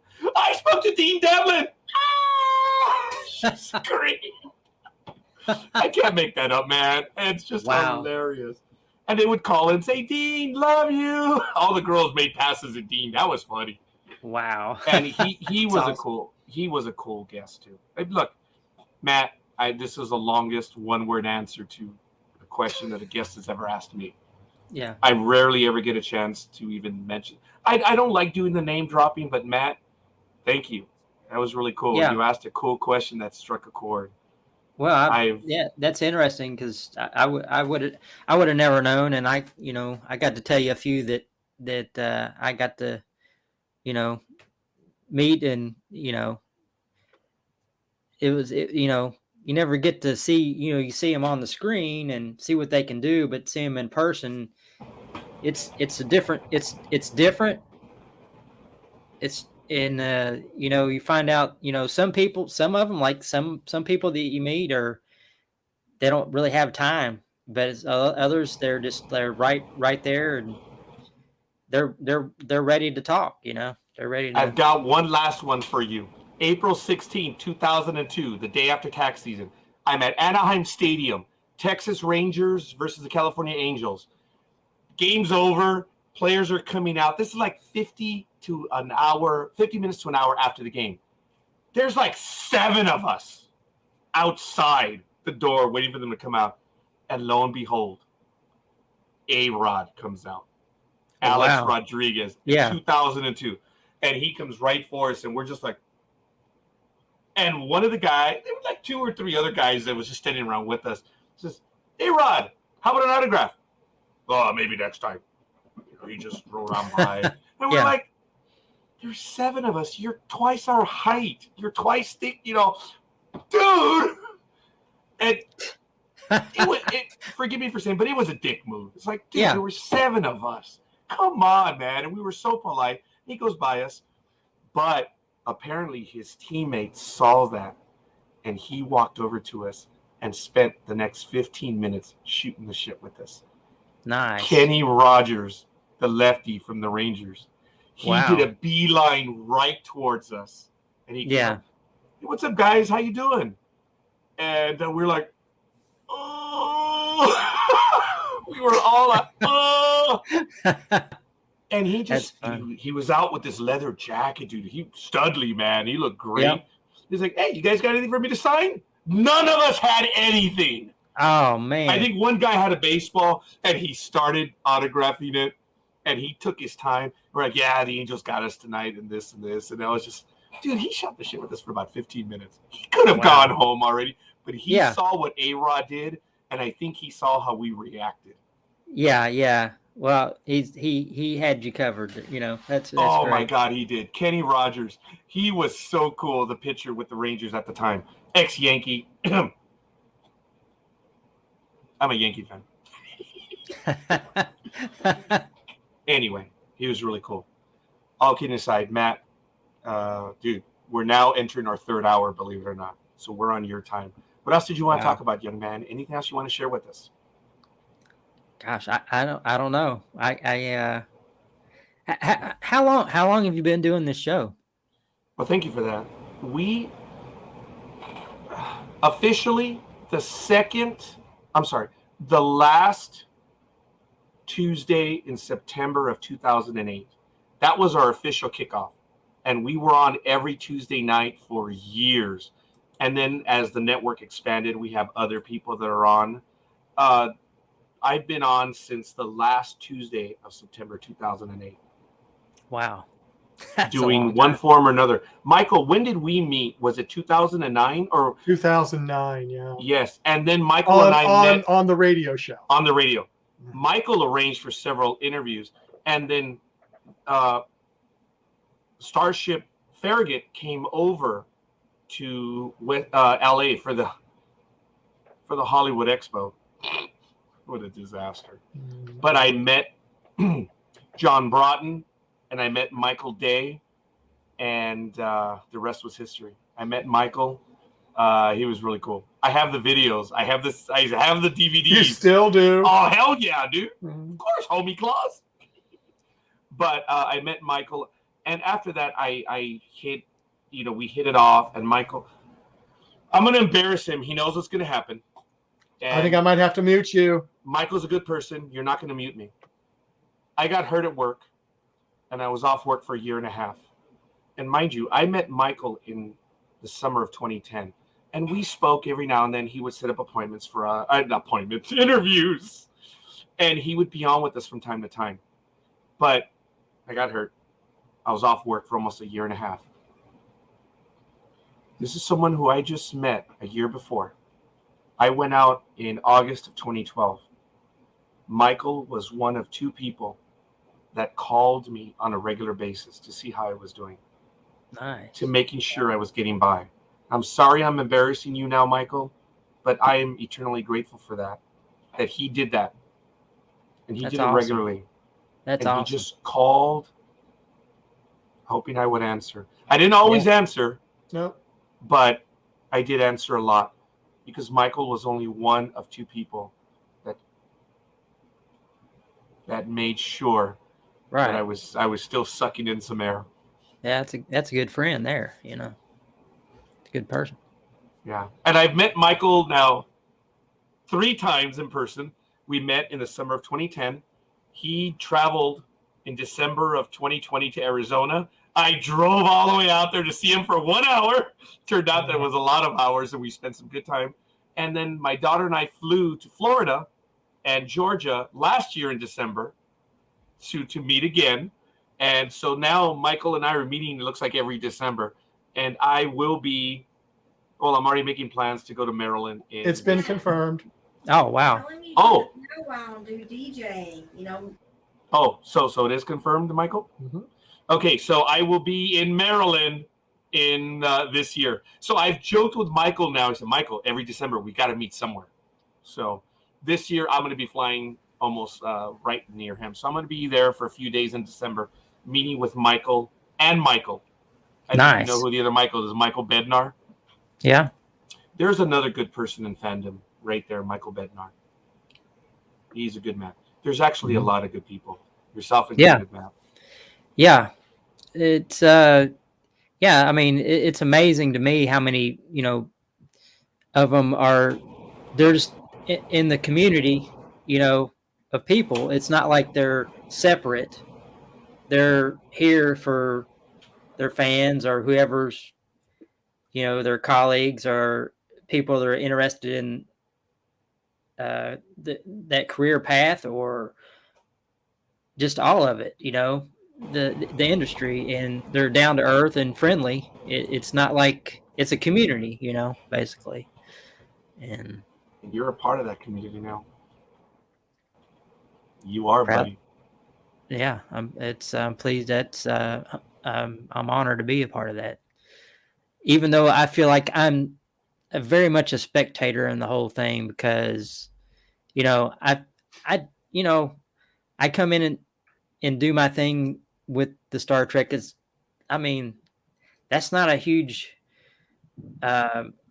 credit. That's all I'm doing. There's people that are doing all kinds of things, and I'm doing a couple things, Matt, what you, your fellow castmates, everyone behind the camera, in front of the camera, everyone involved with Potemkin Pictures, everyone involved in every endeavor related to these fan films. It's cliche to call it a labor of love, but what binds us together? I haven't asked you the most obvious question, and I will in a moment. Everyone's heard it from me. You're going to hear it now, unless you've seen other episodes. Star Trek, it means the future is good. Yeah. There's light, and things are okay, Yeah. Mm-hmm. We get past a lot of stupid stuff that we cannot comprehend right now that we're dealing with in our lives. But Star Trek talks about a future, it talks about hope, it talks about success. I hate using that word, but it is. That we as a race, as a species, believe it or not, we get our act together. Randy always posts quotes about what Star Trek means from humanity, and it's the light at the end of the tunnel, basically. The next step in our evolution, and there's hope for mankind, and he's constantly getting that point across about the importance of Star Trek and what it means overall. That I did not know that. That is awesome, Matt. The whole aspect of the light in literary fields, in the cinema, the image. One of the greatest moments is in The Lord of the Rings, the third movie, where the battle of the Pelennor Fields, and the Rohirrim finally show up. The horse riders, the horsemen. Mm-hmm. And when they charge into the sun, and he says it, King Theoden, and the sun is rising. Yeah. Hope. It's a new day. And he thinks he's going to die in Theoden. Mm-hmm. But it's that imagery. You may be a bit too young for this one, but Blue Thunder, about LAPD having this helicopter, which was really awesome. There's a moment where, remember the moment where she's on the bridge, and I think it's the 6th Street Bridge, and LAPD is trying to arrest her because I think she has the video, and they're about to get her, and then you see the sun in the background, and the helicopter's coming right at him. You're done, pal. And the helicopter shows up, and LAPD's like, oh, okay. Because you have a gunship, but you see the sun in the background, that imagery. See, I'm a romantic at heart, and I look for those images.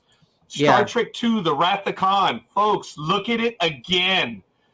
In the final battle, when the Reliant is on screen, trucking towards us, and the Enterprise rises up from behind. Look at the imagery. There's a bright, almost sun-like image. The Enterprise is rising out of the darkness. Very important imagery, Yes. Mm-hmm. It is so well done.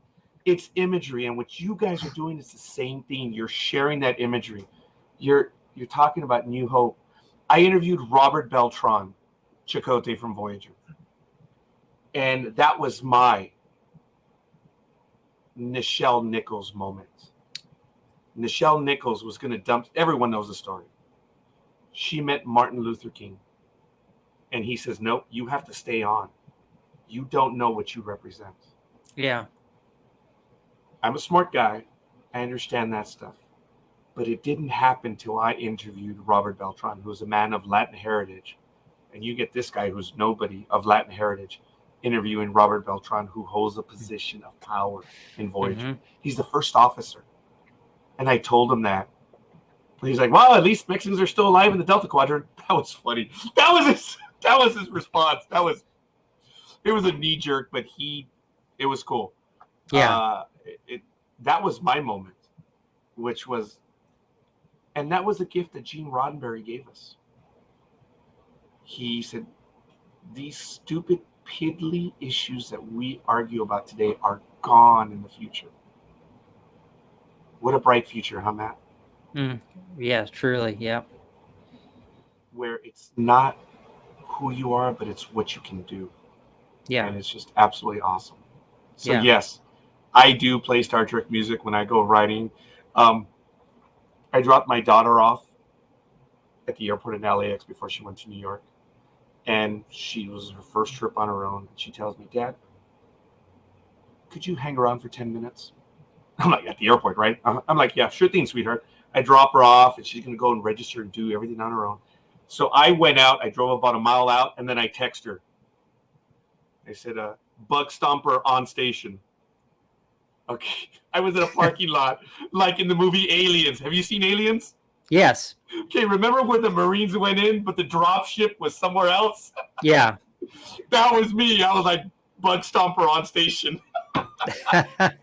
And she told me later she got a kick out of it because she knew exactly what I meant. I was hovering on station somewhere else. And that's the relationship I have with my youngest. So, hey, are you watching Orville? The one that came out a few years ago, I haven't seen the new one. It's supposedly totally different, right? It's the newest series. It switched it around a little bit. Yes, the third season. Young man, you want to see Star Trek? Go watch some Orville, and I'll leave it at that. Yeah. Michael and I are hooked on Orville. We talk about that one every week, and they just ended the third season. And it's over with for the third season. Yeah. I don't want to build it up to be any bigger, but it's good. I think humbly it's worth your time. Okay. Yeah. Yeah. That one, and I tell everyone that. So, by the way, folks, a little for everyone we still have quite a few people watching us. I haven't decided the day, but there will be Trekking Across the Universe is going to have a regular day starting late August because we're going to be doing a weekly program. I'm looking for a co-host or co-hosts or guests. We're going to be covering Game of Thrones, House of Dragon. We're going to be covering Andor, Star Trek Lower Decks, the animated series, and in September, The One Ring. And I don't know the date yet, but we're going to cover them on a weekly basis. So everyone and anyone, I'm looking for guests. I'm looking for co-hosts. So we're going to be doing some hardcore sci-fi and fantasy conversations on a weekly basis. So, Matt, you're more than welcome. I don't know the actual date. Michael and I are discussing that, which means this is a conversation. Hey, Mike, I want to do a program on this, or this. What do you think? Mike's like, you can do whatever the hell you want. You're going to do it anyway. Yeah, it doesn't matter what I say. Oh! Okay, that was a little more real than I care to admit. Yeah, I've got these little things that I'm clicking buttons up here on top of my. Let it go. Let it go. Well, Lorcan, Badler, yeah, people, Matt, in Star Trek, of what you've seen, I know you haven't seen it all.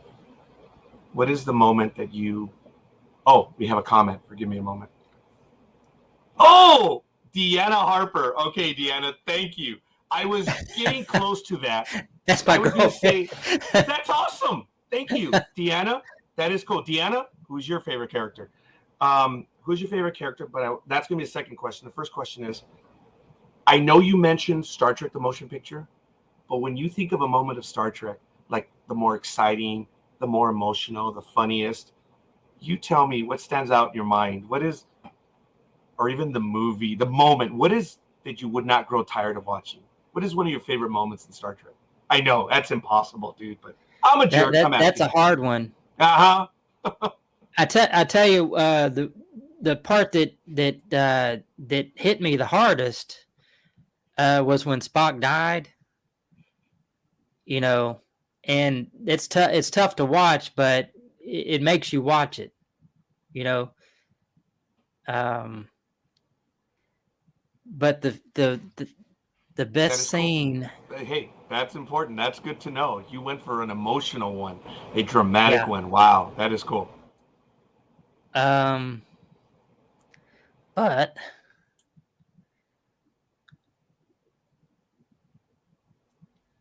I know that's an ambush question. I'll have to think on that one because there's so many, you know. One of the most dramatic scenes is in the next movie for me because believe it or not, when Spock died, I understood why he died, and it was wow.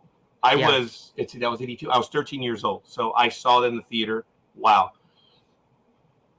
In Star Trek 3, when Kirk blows up the Enterprise, I was in the back seat of my parents took me to go see the movie in the weekend on Friday, and when Kirk blew up the Enterprise, all 15 years of me was in the back seat whimpering. I thought Star Trek was over. It's the Enterprise, man. Yeah. Mm-hmm. So I get you. But you see, that's why you're a good person, Matt, because when the person died, you got emotional. I got emotional over an inanimate object. Yeah. Died. Yeah. So who's your favorite? Oh, right. Died. Yes. Died. Right. Who's your favorite character? That's a good question. That's a good question. But I don't know. Thank you, Deanna. Would it be Deanna Troy? I know that was lame. I'm sorry. I really like them all, but for some reason I really like Dr. McCoy's character. Oh yeah. Okay. The country doctor. I'm sorry? The country doctor. The country doctor. Okay, for the original series. How about Next Generation? Because for me, it was Scotty. And yet people know my distaste for engineers, but I'm like, he was a hero. So Scotty's for me. How about the Next Generation? And Michael, you two jump in.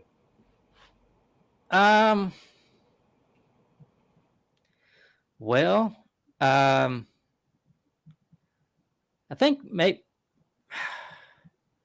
I kind of like Worf. Oh, he's like the first Klingon. Yeah. Starfleet. So that was interesting. For me, they killed her off the first season, Tasha Yar. And by the way, we interviewed Denise Crosby as well. Yeah. So, name drop. Yeah. Yeah. Sorry. Well, we've interviewed Michael Dorn, Frakes as well, Jonathan Frakes. I remember I told him, dude, your wife, she's gorgeous. He's like, well, thank you very much. I'm like, yeah. I grew up watching her on that novella, General Hospital. But that's so. Michael, Next Generation, who's your favorite character? I would probably say Riker. Oh, okay. He just was so take charge. You know, I mean, he'd get off that bridge and get on that planet and just take charge and, you know, do what needed to be done. And what is that? Okay. I'd have to agree with that one too. That's Bob Schaefer.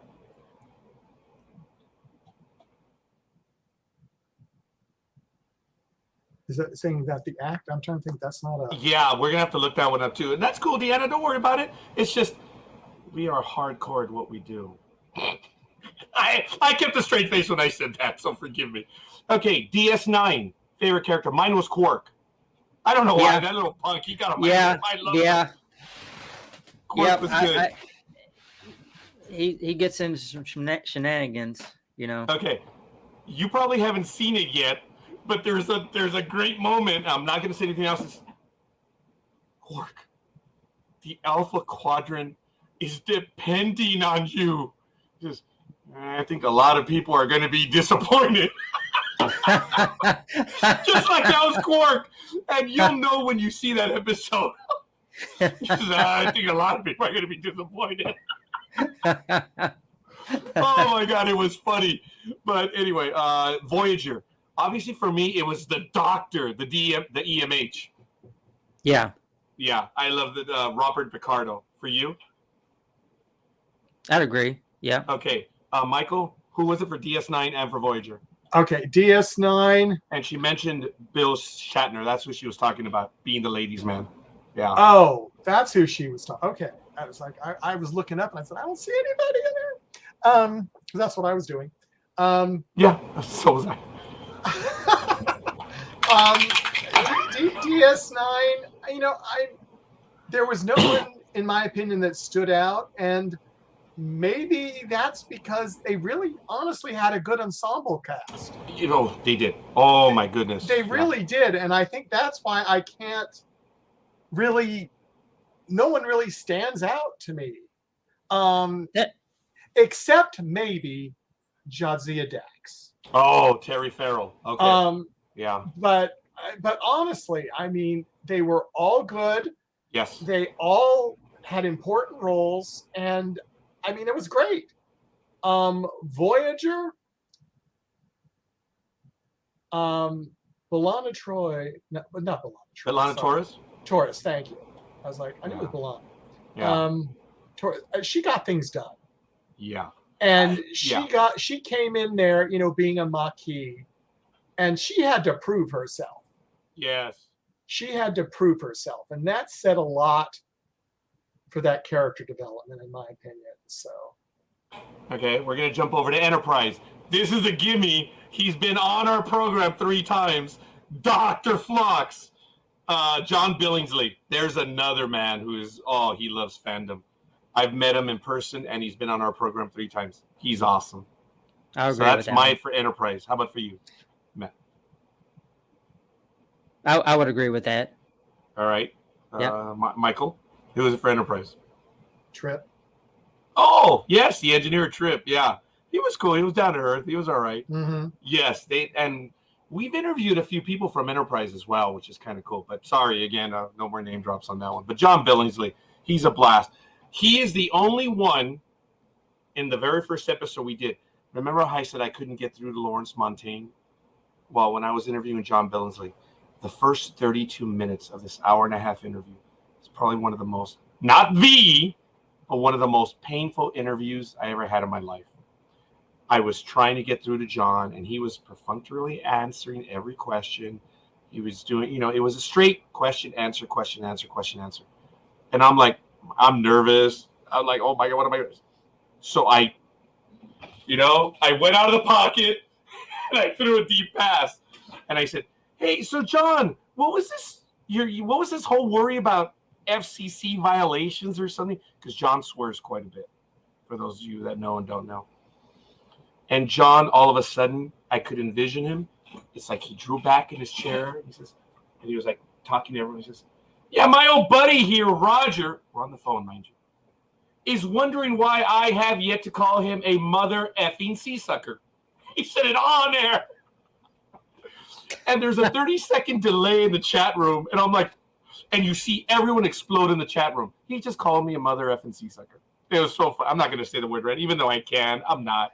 Because I don't want to. But I lost control of the program. It was great. We hit it. John went into full entertainment mode. People were calling in.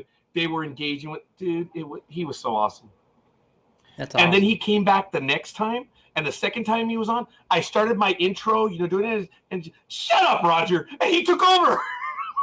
And he was there for an hour and a half, just regaling us. And he did the same thing for the 3rd episode. The 3rd episode was a little more serious because he talked about his dad and stuff. And it was really kind of cool. But the 2nd episode was funny. I didn't even get through my intro. And I envisioned him like in the original Batman. Remember how Joker shoves Batman aside, or the mayor in the that's what he did to me. It was hilarious.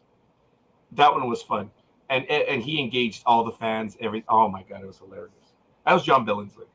Yeah, well, I will say, going back to the original series, and I hated even playing favorites on that one because I wouldn't want to see Star Trek without William Shatner, like Captain Kirk, in there. I think he's one of the number ones in there. And that's another, I wanted to mention that my mom has actually met William Shatner before. And what was her experience with Mr. Shatner? She worked at Keeneland Racetrack for years, and he'd come through it. He placed a couple bets with her, you know, he's into the horses and stuff. He's got a couple farms, and so she got to meet him, and That's cool. pretty cool experience. Oh, there it is. Pretty cool experience. Yeah, but we don't have the money to have Right. Mr. Shatner on. oh no, yeah, I'd say We don't that's, even try. We don't even yeah. bother. Yeah, Michael. Well, Mom said that he was kind of, you know, into himself a little bit, like and That's why not people very- and I think that not he as- and I not would as be best of personable. buds. huh? That's why people think that he and I would be the best of buds. Yeah, Because apparently I'm into myself and only myself, and I was like, well, yeah. But I told her, I said, you know, being in that kind of position, you know, you're gonna have a little bit of that, you know. I don't know. He sounds, You know, but look, I think he's a great actor, and yeah, you know, look, he's a real guy. It's just he does have a supreme opinion of himself. If you've read the book, The Making of Star Trek V, yeah, oh my God. That was written by Melanie Shatner, his daughter, and he's interviewed a great deal. But in his books, movie memories and TV memories, oh, wow, you learn a great deal from him. And he is tone deaf. He is tone deaf. Because when he wrote a lot of stuff in his book, a lot of the other actors were writing their books too. And they commented about what he wrote in theirs. So it was going back and forth. And in the second book, he commented about that he didn't know their feelings. Well, George said, well, if you would have asked us, you know, you would have known. And so, but he was a professional. He was there to work. It's not necessarily family. It's a job. And not everyone gets along, man. It's just the way it is. yeah. That's just the way it is, right? Yeah. Yeah, And look, William Shatner is a wonderful performer. It is. yeah. I mean, he's given us great moments. I mean, how many of us as Star Trek fans have not repeated, here it comes? You know, that line for the Wrath of Khan. Here it comes. Now, Mr. Spock, you know, 16309. Fire! Yeah. You know, how many times have we repeated? I mean, look, I can quote the whole conversation between Saavik and Kirk when they're talking about the apple in the second movie. It's disgusting, isn't it? And the only prop I use is a communicator. And that's it. But I know that one word for word. It's sad. Wow, Yeah. that's awesome. Yeah. All right. Yeah, he knows how to do it. He knows how to do it for sure. He is one of my favorite characters, but yeah, he's a character that I enjoy. But you know, I don't judge him. I'm envious of him because of what he's done, but I appreciate him because he's entertained us, man. He's made us, you know, truly, jump yeah. for joy. Oh, yeah. When he was angry, we were angry with him, you know. Yeah. And when we were sad with him. Damn it, he's a great professional. Yeah, he sure is. Yeah. Mm-hmm. You know, and he has his speech patterns, his style. Hey, it is what it is. But here we go. So yes. Yep. Here we go. All right, Michael, I do apologize, but thank you. I know I'm actually in the situation that you're in, Michael, but Yeah, I don't. I know have I'm one a right jerk. now. Folks, I kid you not. I really was physically, I was not well. So I had to take my little happy pill. Happy pill. Matt's like, so you're not always this way? Uh-uh. Like even Michael was like, I'm a hallucinogen. Just kidding. No, I'm not. All right, Michael, I appreciate it, buddy. I know that you're out, and it's all good. I know we've kept on for a long time, and what does Deanna tell us? This is really cool. And Deanna, I appreciate your comments. My dad was a big fan in my younger years. I saw episodes here and there, but when I got older, it grew on me a bit. So yeah, that's cool.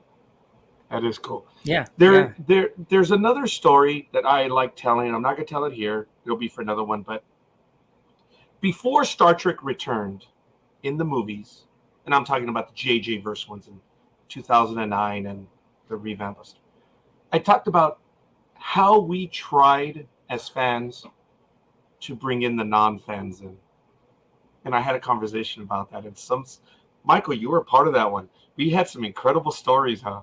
So we have our own. but listening to other people, how they try to assimilate the non-believers, is great stories. It was really great stories, and I think it's time for us to do that again. It's been over 10, 15 years. It's time for another, knowing the new Star Trek that's going on. Michael, you're a good man. You're a good man, Charlie Brown. Thank you. I will see you all. I'll see you soon, Matt. All right, Yes. Michael. I'll see thanks you soon, for Roger. Yes, inviting me on. We'll speak. Oh, hey, whenever you want to be on, Matt, you're more than welcome. But Michael, thank you. Yeah, it's been great experience for sure. Yeah, take it easy. Yeah, I'm going to take just a few extra minutes, and we're going to finish up with Matt. Okay. Matt, I don't know how long you were expecting. I'm sorry. It has been a long time. But I this wasn't sure. I conversation- was like, am I going to be able to even hang on for a half hour, but hang on for a couple of hours and a half, right? So Matt, we were all nervous. Michael was nervous because, dude, I guess you saw when I got on. Dude, I was not feeling well. well, yeah, I know. I don't know what happened. Folks, everyone who watches the program knows that I've been suffering some physical issues as of late. So I just got some good stuff right now, but I don't want to take it. It's hydrocodone. So based on everyone who sees, it's like, oh, yeah, that's some good stuff. I don't want to take it because, yeah, it does stupid stuff to you. But what I got home at about 4:30, and I had my meal, and all of a sudden I woke up at 5:40. I don't know what happened. Right. And I woke up in a great deal of duress. I was frightened. I didn't know what was going on. I was lost for a moment. And it was just painful. Obviously, I had something that did not go well with me. So I was looking at the time. I'm like, okay, calm down. It's 5:40. Get up. And then it was 5:50. Like, all right, dude, you got to go. And you guys saw me roll in at, 5:53, 5:55. And I was worried, but I'm like, no, I got to make this. But when I sat down here, I said hi, and then I said, okay, I'm not going to do this. That's when I went to go get the medicine. So it took a while to take effect, but I'm glad it did. Yeah, I'm glad you're better. You seem lively and much better than when you first came on, Well, the first 30 minutes, you were nervous, I was nervous, and Michael was probably detecting it from both of us. Yeah.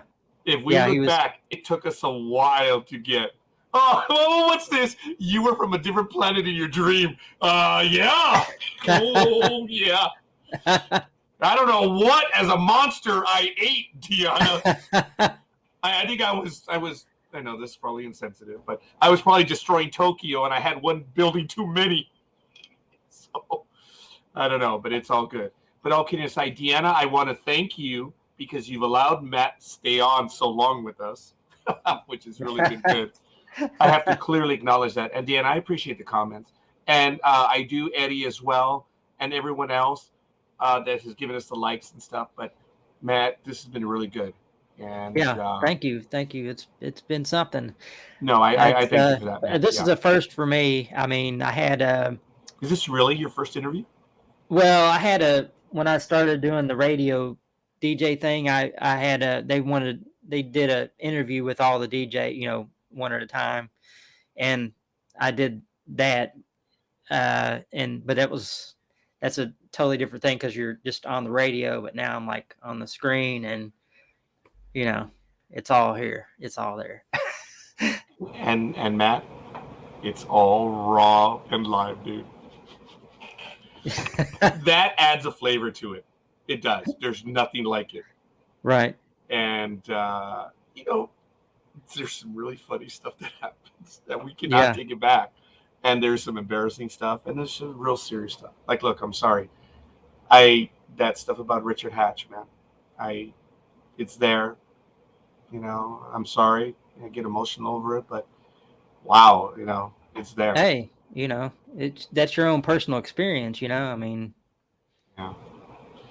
I don't talk about it often, but he was a really good person. He really was. Yeah. I want to give a shout out. Oh my goodness. I've actually had folks, remember, if you're on my personal page, I cannot see your comments. But thank you, Nellie Marie Nunez. Thank you, Thomas Whitney, for the likes. They don't show up on my page. And I thank you for the likes. I'm sorry, Matt. Yeah. What now? I'm sorry. You were saying something. I apologize. No, I didn't say anything. No. Oh, I accidentally hit the video of the episodes. I'm like, I'll hear my voice again. I've had other hosts saying, Raj, you know how you go back and listen to your episode and you find all the mistakes? I'm like, huh? What? Like, yeah, when you go back and listen. I said, you go back and listen? He says, yeah, every episode. Hell no. My voice is annoying. I'm not going to go back and listen to it 2 or 3 times. So I don't. Once it's done, it's in the can. That's it. Exactly. Man. Just move on to the next one, right? Yes. It's a priceless moment. And they're almost always good. You see now, look, Siri's being a punk. She thought I called her. I'm like, mind your own business, woman. I know. Forgive me. That was Roger, old sexist dinosaur. But it is what it is. Matt, I thank you. Really. Oh, thank you. I'm honored to be on here, and it's been fun. It's been really fun. It was fun for us, and it was exciting to learn a little bit more about you. Matt, anytime you want to come back and talk about some of the stuff, we really didn't even really get into a lot of the episodes that you've done. Granted, you've been in so many, but I would ask you for this one thing. Come up with a list of about maybe 3, 4, or 40 of episodes that you would like to talk about. And that will allow us to go back and we could spend some time and we can talk about some of that stuff as well as some other things that you have. Matt, I'd love to have you back on. I'm not kidding. Matt, if you were nervous early on, I don't think it showed. Really? Wow. I don't think it did. I thank you. This was fun, man. Yeah, it's been fun. Look, really I fun. was an hour and a half in before I said, oh, we're on your time. For an hour and a half, I didn't even think about the time. And I'm sorry that I was not more sensitive. That's all right. It's no problem. No problem at all. I stay up late anyway, so. Oh, you're a good man. You see, I didn't get a chance to ask you before we went live because I was not into it. So, but I live for this stuff. We get a chance. So, Deanna, Orville. Watch Orville. And it's Seth MacFarlane. Get past the first 2, 3 Seth MacFarlane humor. Yeah. After that, it's actually a good series. That's all. I'm not going to say anymore because when people build it up, then you watch it and you're like, it was okay. But you remember, oh, it's the next best scene of sliced bread. No, it's not. No, it's not. Matt's a good guy. So there it is. So anyway, that was good. I like that. All right, folks. And hey, maybe we can have Deanna next time you show up with us. That would be an entertaining. Oh, yeah. That would be fun. Oh, we interviewed Devin DeVasquez, Playboy Playmate. And she was the one that was on Married with Children. Oh, wow. She's the one that saved the program when Married with Children first hit the news for being raunchy and stuff. Well, Devin DeVasquez was on. She was beautiful, man. And I mean that figuratively and literally. She was an awesome interview. But she was married. So Cliff got the idea of bringing the husband on. Oh, my God. The first episode was awesome, but having the husband on? Wow. That was cool. So who knows? Deanna, if you feel like it, we don't have to put you on video, but we can have you on too. So, Matt, I got to end this because I will go on forever because that's what I do. So, you're great Matt, at it. That's good to know that I'm good. Oh, yes, Deanna, yes. Want to hear a joke? It's cute. All right, while we wait for the joke. Matt, this is a serious part. Dude, I thank you for giving your time for us tonight. We had a chance to learn a lot from you, the production, everything. You're a great ambassador for what you do. And Star Trek is that unifying thing that we have. People watch what you do. Think about that and remember that. Yeah. And you are performing not only for yourself, but you're performing for us too. That's awesome, man. Thank you so much. We appreciate what you do, and I cannot wait. And Deanna, come on, man. I know there's a 30-second delay, Deanna, but come on, where's the joke? Because now we're waiting for you, Deanna. I know, now I'm a jerk. Oh, no, wait a minute. I'm a jerk all the time. Yeah. Huh? I said I'm a jerk all the time. Oh, you just wanted me to repeat that again. Smooth. Oh, yeah. I do that at work where I'm like, idiot. Like, what? I'm sorry, you want me to call you an idiot again? I exaggerate. I've been in my job for 30 years. I am a dinosaur, so it's all good. Now, was that the joke, Deanna? Making us wait? That's very I sly. think that was the joke. Or did you mean you want to hear a joke? It's cute. Did you mean he's cute? I don't know, maybe, but it's all good. Is there a joke there, Deanna?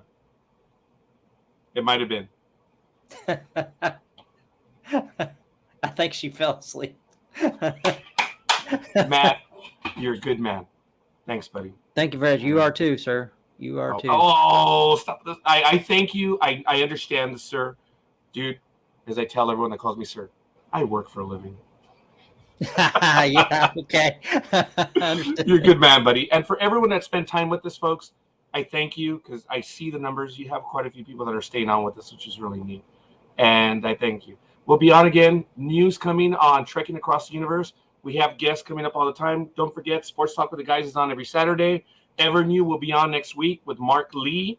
Of course, wow, Mark Lee, you all know who he is.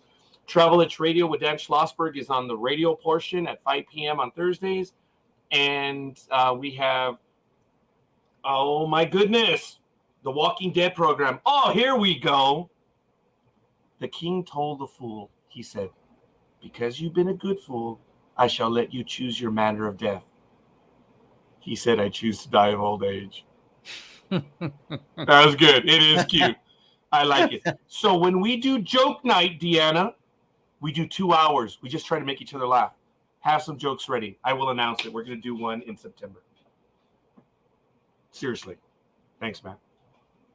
All right, folks, this is it. That's Matt Acra. That was Michael. That was Mr. Parker earlier. I'm Roger, stuck-up guy with the Admiral in front because, you know, hey, I have it in common. We'll see you guys on the other side. Don't remember, the future's always bright. We just have to get there. See you guys on the other side. Peace!